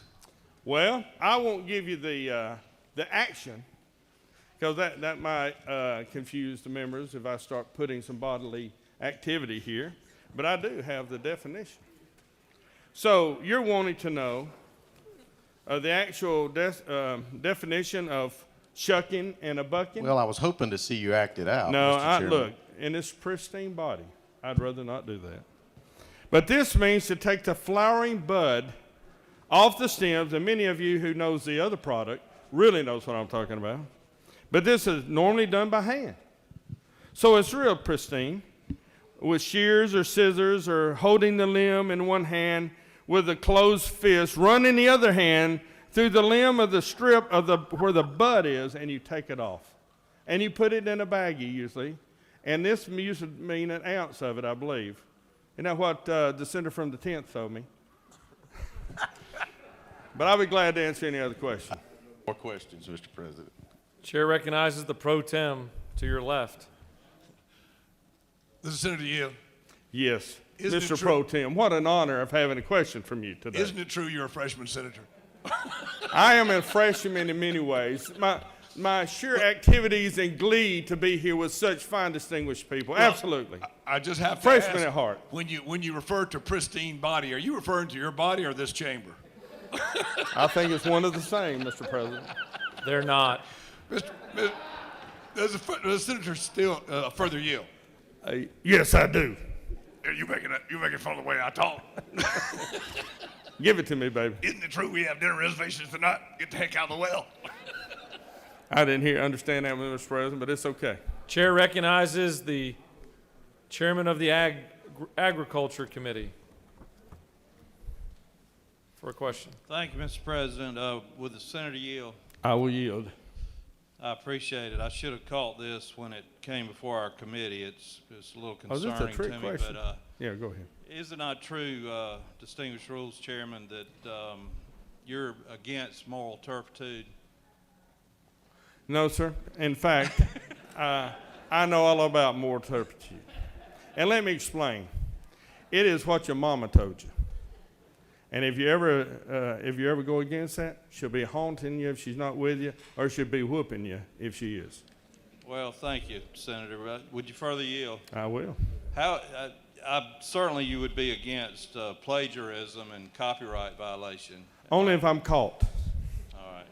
Well, it is my main question. Let me just get the crux question. In line 14 and through 15, you talk about shucking and bucking, storing, trimming, and curing.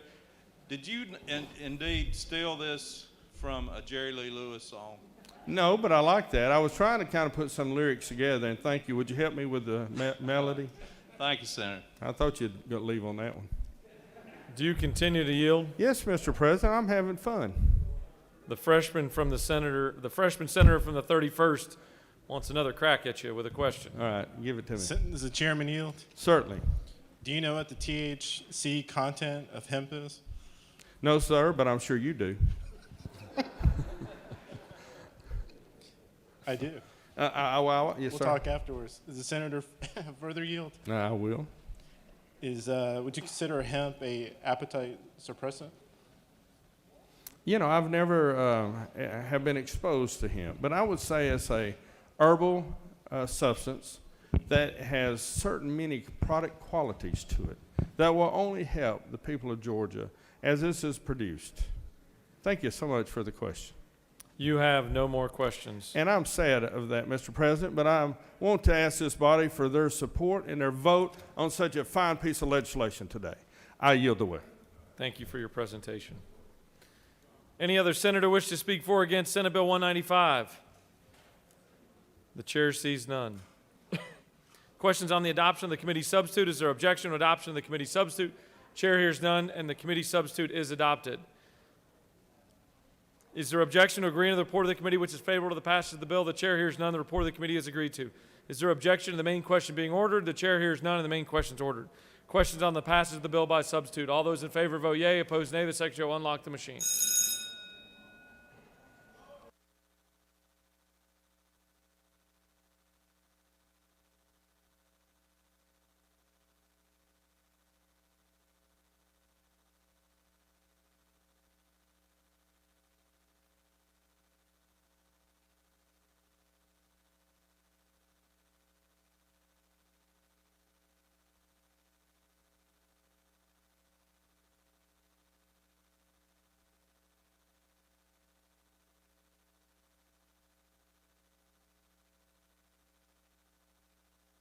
Have all senators voted?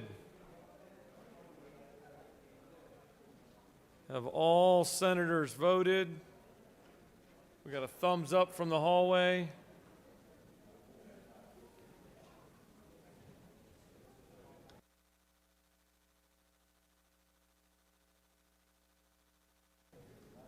Mr. Secretary, please close the machine. On the passage of the bill, the yeas are 52, the nays are 0. This bill, having received the requisite constitutional majority, is therefore passed by substitute.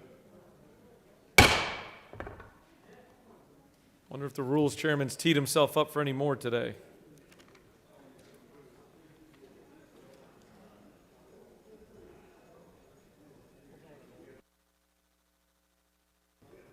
Chair recognizes the senator from the 13th for a motion.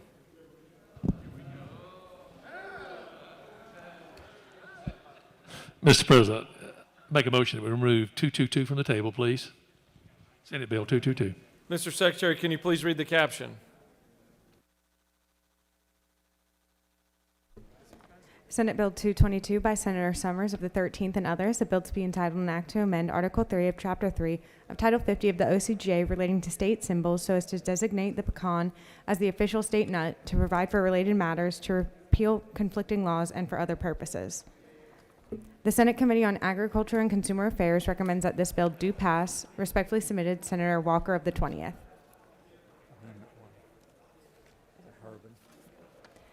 Senator Harbin of the 16th and others offers the following Amendment 1 to Senate Bill 222 by striking the word pecan on line 34 and placing in lieu thereof the senator from the 13th. This completes the order, Mr. President.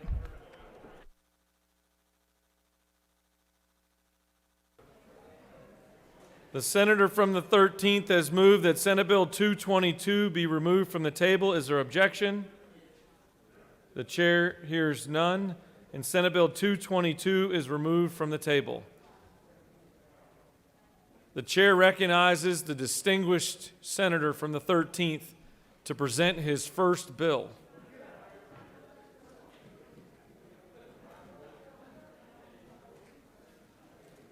Please be advised, there's a 30-minute shot clock. I'm on your side. That was more to the senators than it was for you. Oh, I understand, sir. Senators, I am happy to be here. I can't wait till we get to vote on this bill. Let me tell you what's going on here. Georgia doesn't have an official nut, at least I don't think so. But we're going to get one today, I hope. I hope we get one today. Now, having said that, we can put a lot of names out there for nuts, but we're going to concentrate on what truly is good for the great state of Georgia and the great people of this great state of Georgia. And that is, we're going to designate the pecan or pecan as the official nut of Georgia. And as you will notice on your desk, the bribes are out there in several forms. They're sitting there in a little small packet of pecans, and they're sitting there in this nice, beautiful red box of pecans that was delivered to us by the Georgia Pecan Growers Association, courtesy of Ellis Brothers Pecans, which is in my district, in the 13th district, in the great county of Dooley County. And the senator from the 51st tried to claim yours, Mr. President, and there's only one left. Thank you. Bribery, well, what can I tell you? I'm very open and honest with it.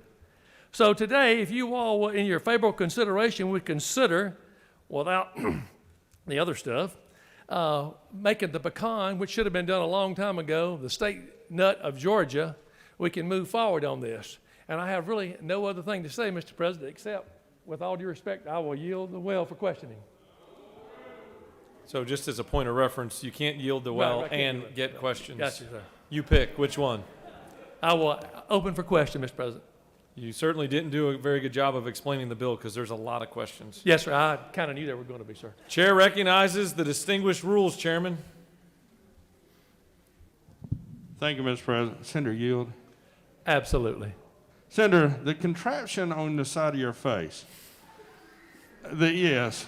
is that a secret device telling the House everything that we're doing? Don't wait on the transportation. Give me the answer now. Absolutely. Okay. Thank you. Transportation. Look, I've been here too long today. Translation. All right, let's say your question. Say it again, sir. There's a lot of paperwork Feel on our free to desk. remove the mask for just a minute. We're having a hard time here. Really, I'm having a hard time, sir. Thank you. All right, look, okay, it's been a long day. Let me ask you a question, though. What made you decide to do this piece of legislation? I mean, did you look in the mirror? Or tell me, what made you do the... Well, I take all my encouragements from the senator from the 53rd, and I moved forward because I knew this is what needed to be done to designate the official nut of Georgia. And that's why we chose the pecan, sir. Thank you, sir. Chair recognizes the senator from the 21st for a question. Mr. President, Senator Yield. Absolutely. You had several campaigns back to back to get elected to your district, correct? 4 to be exact. Oh, good, good. Senator, continue to yield? Absolutely. Did you make, when you were speaking to Rotary clubs and going door to door and campaigning, did you make this bill of creating the pecan, the official nut, a cornerstone of your campaign? It was brought up several times, but due to COVID, it was limited. Thank you, Senator. Thank you, sir. Chair recognizes the senator from the 28th for a question. Series of questions, Mr. President. Does the senator yield? Yes, sir. Senator, when you were deciding on what the official nut of Georgia was going to be, can you explain to us how you just came up with the pecan and why not the pecan? Yes, sir. I think I can explain that to you. You see, down south, we're blessed to have all the pecan trees, probably more than anywhere in the south, in any state. Pecan is what we sort of give away as a freebie. A pecan is what we sell. And so therefore, I wanted to make sure you knew it's a pecan, because the Georgia Association of Pecan Growers definitely want to sell their nuts. I could go crazy on that, but I'm gonna stay clean. Easy Senator, now, you further easy yield? now. So a pecan is set at a certain price. Is that not? I'm sorry, sir? accurate? Pecan, when it goes from pecan to pecan, it's kind of at a certain price level. Is that? Well, now, when you accurate? say the word pecan, is that with 2 E's or 1? I say it with 3. Ooh. Is that not true? The senator knows what he speaks. Well, my question, Senator, you got this box full of pecans and not pecans. Do we have a fiscal note on this? Do we know, are we going over our value of what we're supposed to accept here? Absolutely not. Those pecans came expressly for every senator in this group from the Georgia Pecan Growers Association and the Ellis's, with no strings attached. Well, Senator, while you were throwing gifts at us, trying to lobby for your bill here, we had a late arriving oppositional note. Are you aware of this note? From none other than Mr. Peanut? I just received it, sir. Have you read it? No, sir. I just got it. Senator, I would highly encourage you to read it. There's some disturbing information here that I'm really concerned about what you're trying to do here. And then finally, Senator, do you support the amendment or not? Because you never commented on that. Well, I definitely, that was my next thing to tell you. On regards to Mr. Peanut, sir, as you well know, as it says on the line, peanuts are a legume, they're not nuts. They grow in the ground, and the nuts grow on the trees in the air. And I am certainly not going to accept the amendment, sir. Senator, you certainly know your nuts. Thank you. Thank you, Senator. Do you continue to yield? Absolutely. Chair recognizes the senator from the 7th for a serious question. Thank you, Mr. President. I appreciate it. Does the distinguished senator yield? I yield. So the senator from the 28th mentioned a particular letter, and he asked if you had read that letter. I was just curious if you wouldn't just mind reading that letter for the Senate. Well, in the absence of time, I don't know that I'll be able to go that far for you. Oh. I think we have plenty of time, Senator. How long's the letter? I think we got enough time. Well, let me just read this oration of this letter here for you. Dear distinguished Georgia senators, thank you for considering a Georgia bill to name the official Georgia nut. I've been firmly planted in Georgia for many years, and I feel I've been betrayed by Senate Bill 222 and from the Senate of the 13th District. While I like my friend the pecan, due to recent global developments, Mr. Pecan is only a shell of a man he once was. I, Mr. Peanut, was weathered the storm of Georgia's taste buds. I have been roasted mercilessly, all for the benefit of those who have culinary proclivities, however you say that word. Due to the unfair and false claims of the senator of the 13th, I feel that if I have dry roasted, the salty environment unfairly created by this one state senator is uncalled for. Legume has come together to recognize, pardon me? Say that again. Legume, us, come together. There we go. And recognize the peanut as the real and only nut of Georgia, except for the state senator of the 13th. Therefore, I offer the following suggestions. Amendment to Senate Bill 222. Amend Senate Bill 222, LC 500190, by striking the word pecan on line 34 and replace it with the current senator from the 13th district. As I have also said to you all, gentlemen, I would not accept that amendment, but I certainly appreciate you bringing it forward. Thank you, Senator. I could think of some number of numbers I could put on there, though. I'm sure. With an eye on the clock, the chair asks the question, do you continue to yield? I'll yield away, Mr. President. I'll ask for your favorable consideration on making the pecan the official nut of Georgia. Thank you.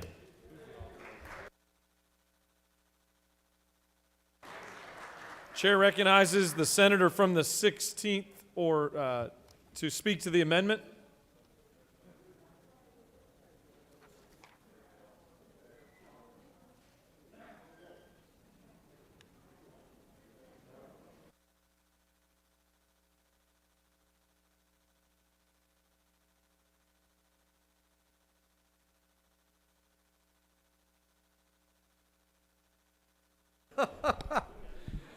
I thought this amendment was very fitting for our new senator. I have had the privilege, I've had the privilege of being with him, and you know, sometimes you're like a nut and sometimes you're not.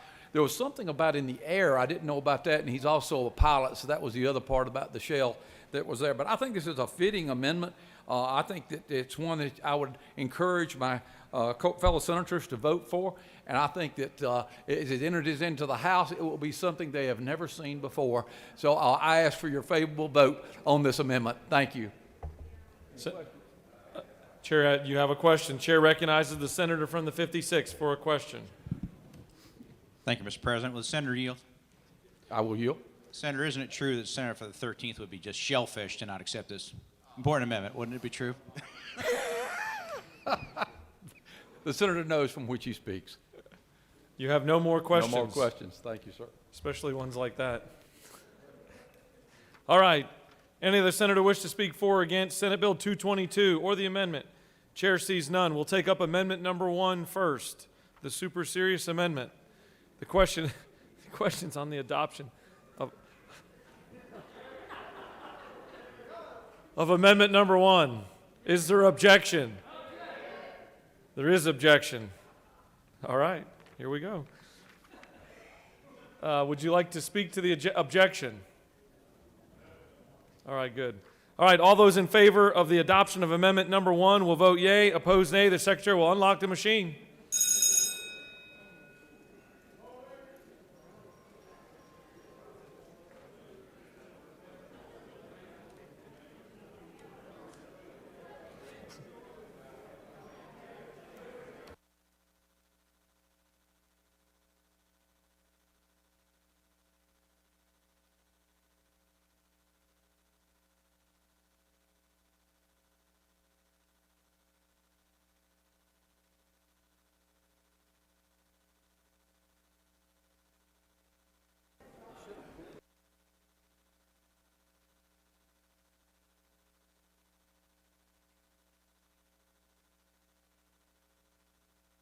Have all senators voted?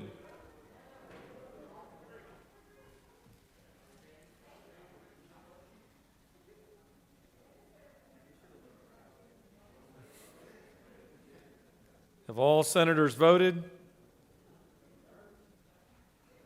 Mr. Secretary, please close the machine. On the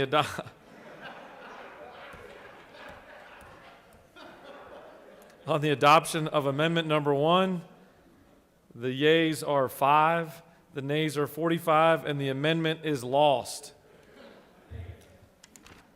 That was close. For what purpose does the minority leader rise? Parliamentary inquiry. State your inquiry. Is it not true that the amendment was printed wrong on the board? Chair will consult with the secretary.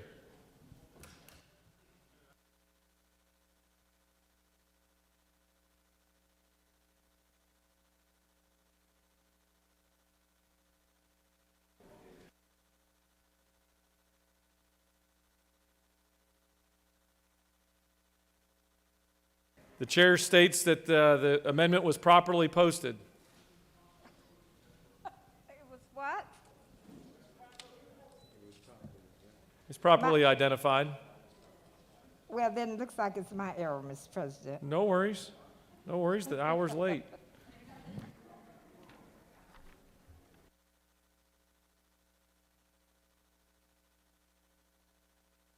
All right, let's move on to the measure. Is there objection to agreeing to the report of the committee which is favorable to the passage of the bill? The chair hears none. The report of the committee is agreed to. Is there objection to the main question being ordered? Chair hears none. The main question is ordered. The question is on the passage of the bill. All those in favor vote yea. Opposed, nay. The secretary will unlock the machine.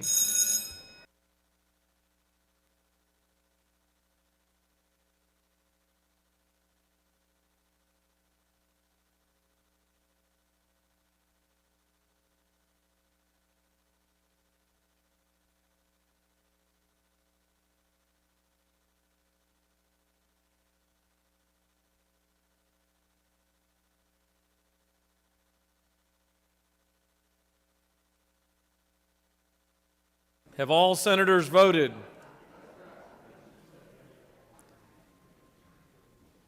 Have all senators voted?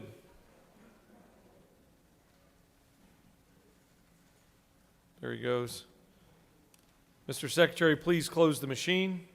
On the passage of the bill, the yeas are 51, the nays are 0. This bill, having received the requisite constitutional majority, is therefore passed. What a process. Chair recognizes the senator from the 47th for a motion. Thank you, Mr. President. I request that Senate Bill 95 be removed from the table.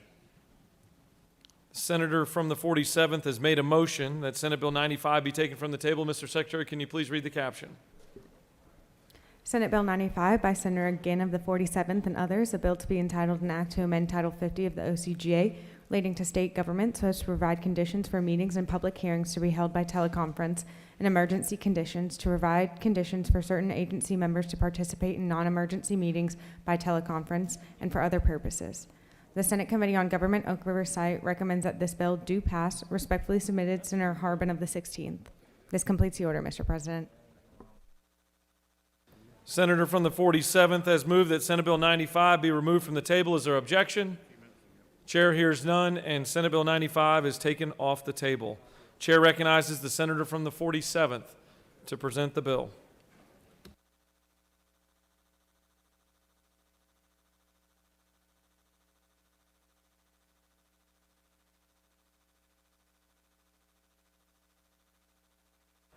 Boss told me somewhere it's getting closer to quitting time this afternoon.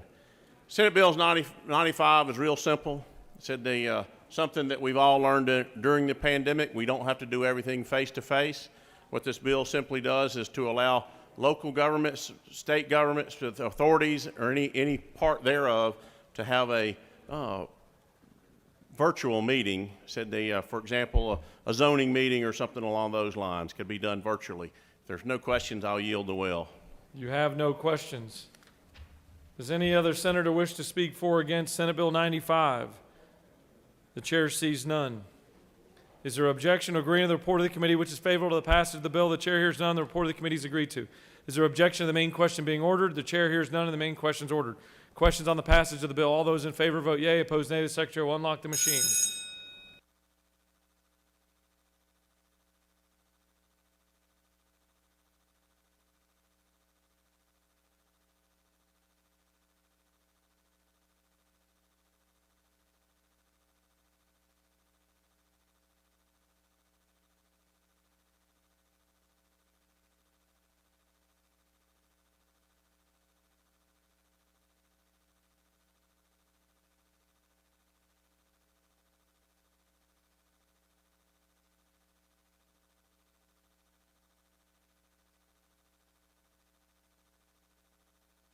Have all senators voted?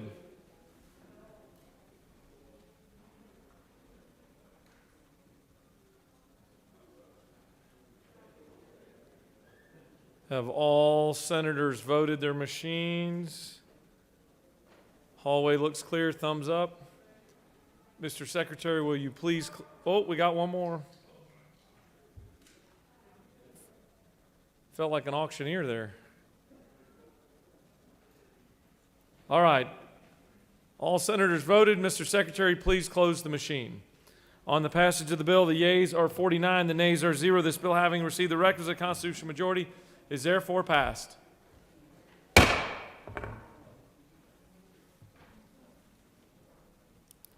Chair recognizes the senator from the 29th for a motion. Mr. President, I respectfully move that Senate Bill 183 be removed from the table. Mr. Secretary, please read the caption.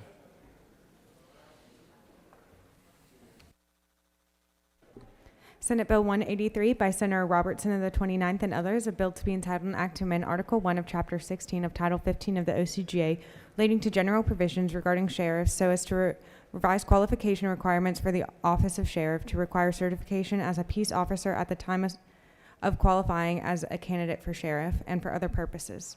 The Senate Committee on Public Safety recommends that this bill do pass. Respectfully submitted, Senator Albers of the 56th. This completes the order, Mr. President. Senator from the 29th has moved that Senate Bill 183 be removed from the table. Is there objection? Chair hears none, and it's removed. Chair recognizes the senator from the 29th to present Senate Bill 183.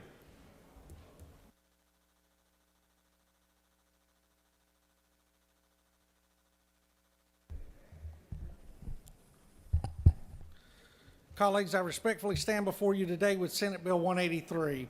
As our state continues to move toward police reform, 183 requires that any candidate for sheriff prior to qualifying be a post-certified law enforcement officer in good standing. Mr. President, that is all. I'll answer any questions if there are any. You have no questions. Thank you, sir. I yield the well. Does any other senator wish to speak for or against Senate Bill 183? Chair sees none.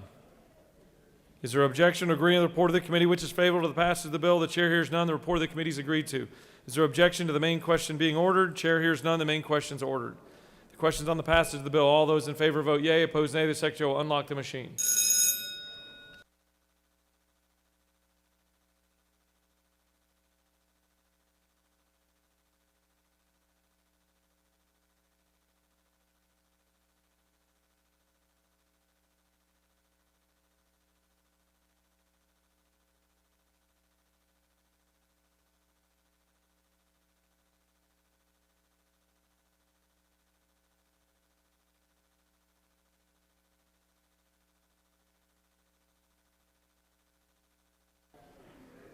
Have all senators voted?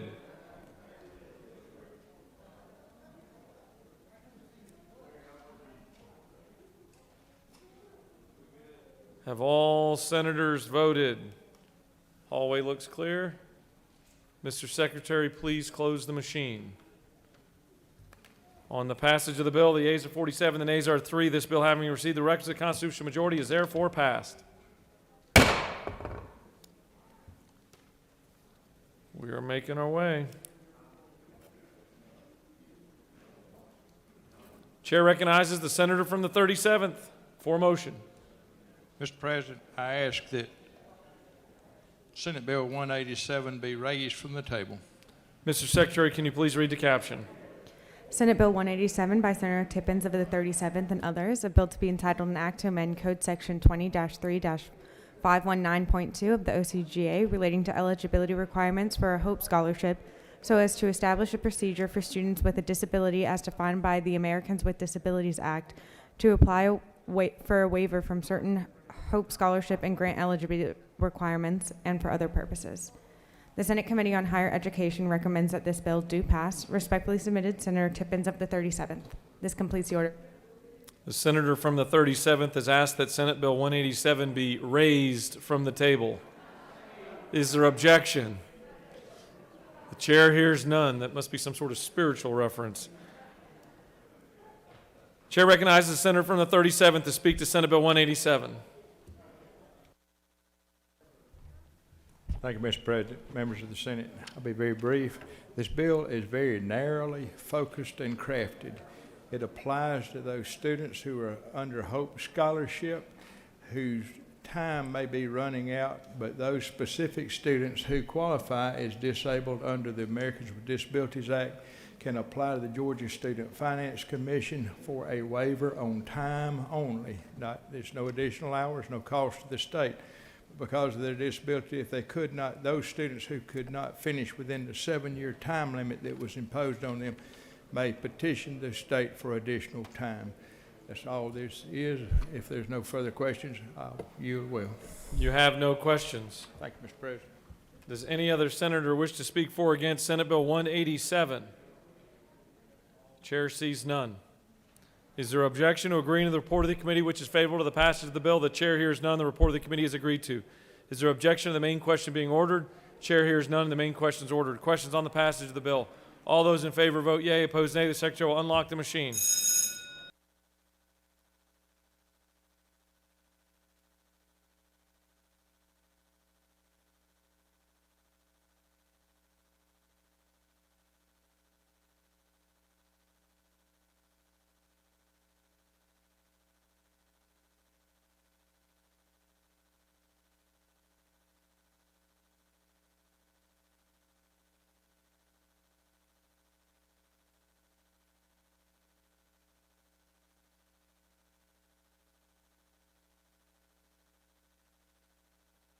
Have all senators voted?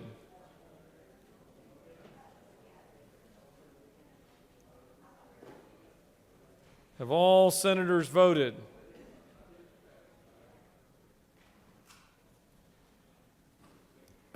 Always clear. Mr. Secretary, please close the machine. On the passage of the bill, the yeas are 50, the nays are 0. This bill, having received the requisite constitutional majority, is therefore passed.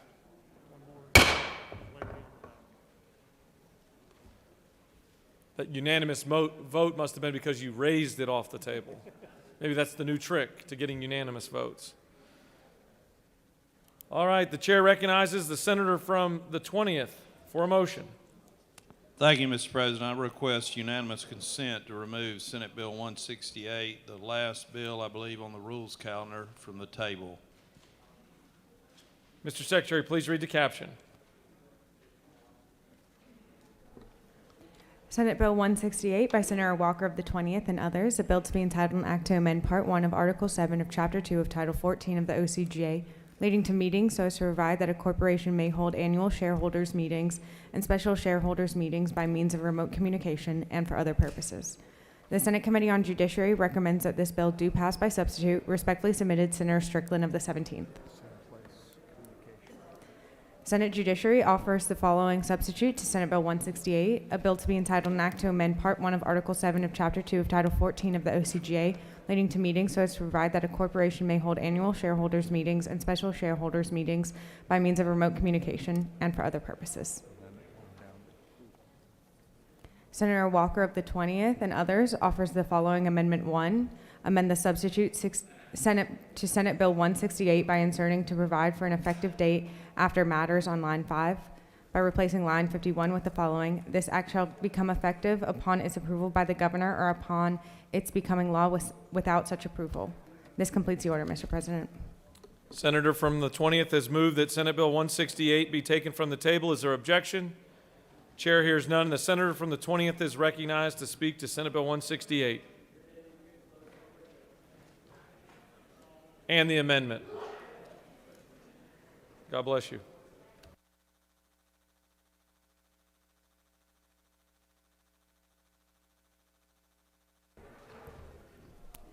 Thank you, Mr. President. Colleagues, Senate Bill 168 is sort of similar to Senate Bill 95 that we just passed a little earlier today, but during the COVID-19 pandemic, companies have modernized and adapted the way they conduct their shareholder meetings by using remote communications like Zoom and Microsoft Teams. This has been allowed under the governor's executive order. We want to codify that so that they can continue to use this efficient method of communicating with their shareholders, and it would apply to annual shareholder meetings and special shareholder meetings. We don't know exactly how many companies took advantage of this, but we do know that over 30 of Georgia's largest companies conducted their remote shareholders meetings in 2020, and they want to continue to be able to do that going forward. The amendment simply changes the effective date. If this bill receives passage in the Senate and the House, it would become effective upon the governor's signature or becoming law without his signature. So I'd ask for a favorable consideration of the bill and the amendment, and I'll be happy to answer any questions if there are any. If not, I'll yield the well. You have no questions. Thank you. Does any other senator wish to speak for or against Senate Bill 168 or Amendment Number 1? The chair sees none. All right, first we'll take up Amendment Number 1. The question is on adoption of Amendment Number 1 by the senator from the 20th. Is there objection? Chair hears none, and Amendment Number 1 is adopted. The question now is on the adoption of the committee substitute as amended. Is there objection to adoption of the committee substitute as amended? Chair hears none. The committee substitute as amended is adopted. Is there objection to agreeing to the report of the committee which is favorable to the passage of the bill? The chair hears none. The report of the committee is agreed to. Is there objection to the main question being ordered? The chair hears none, and the main question is ordered. Questions on the passage of the bill by substitute. All those in favor vote yea. Opposed, nay. The secretary will unlock the machine.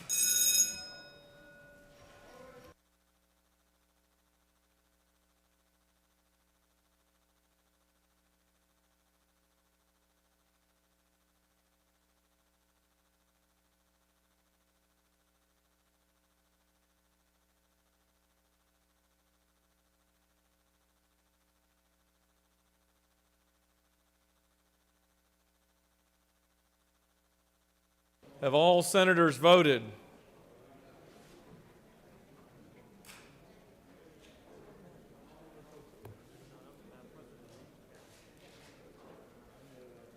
Have all senators voted? Hallways clear. Mr. Secretary, please close the machine.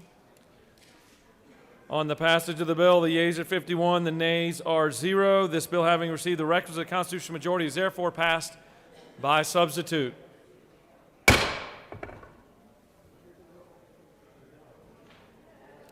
For what purpose does the senator from the 54th rise?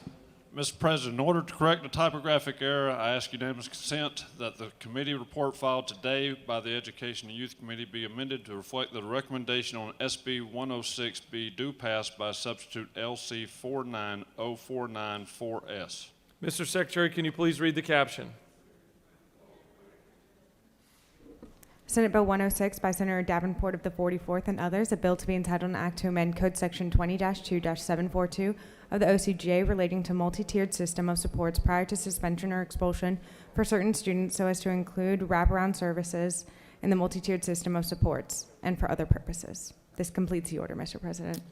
The senator from the 54th has asked for unanimous consent that the committee report filed today by the Education Committee be amended to reflect that the recommendations on SB 106 be do pass by substitute. Is there objection?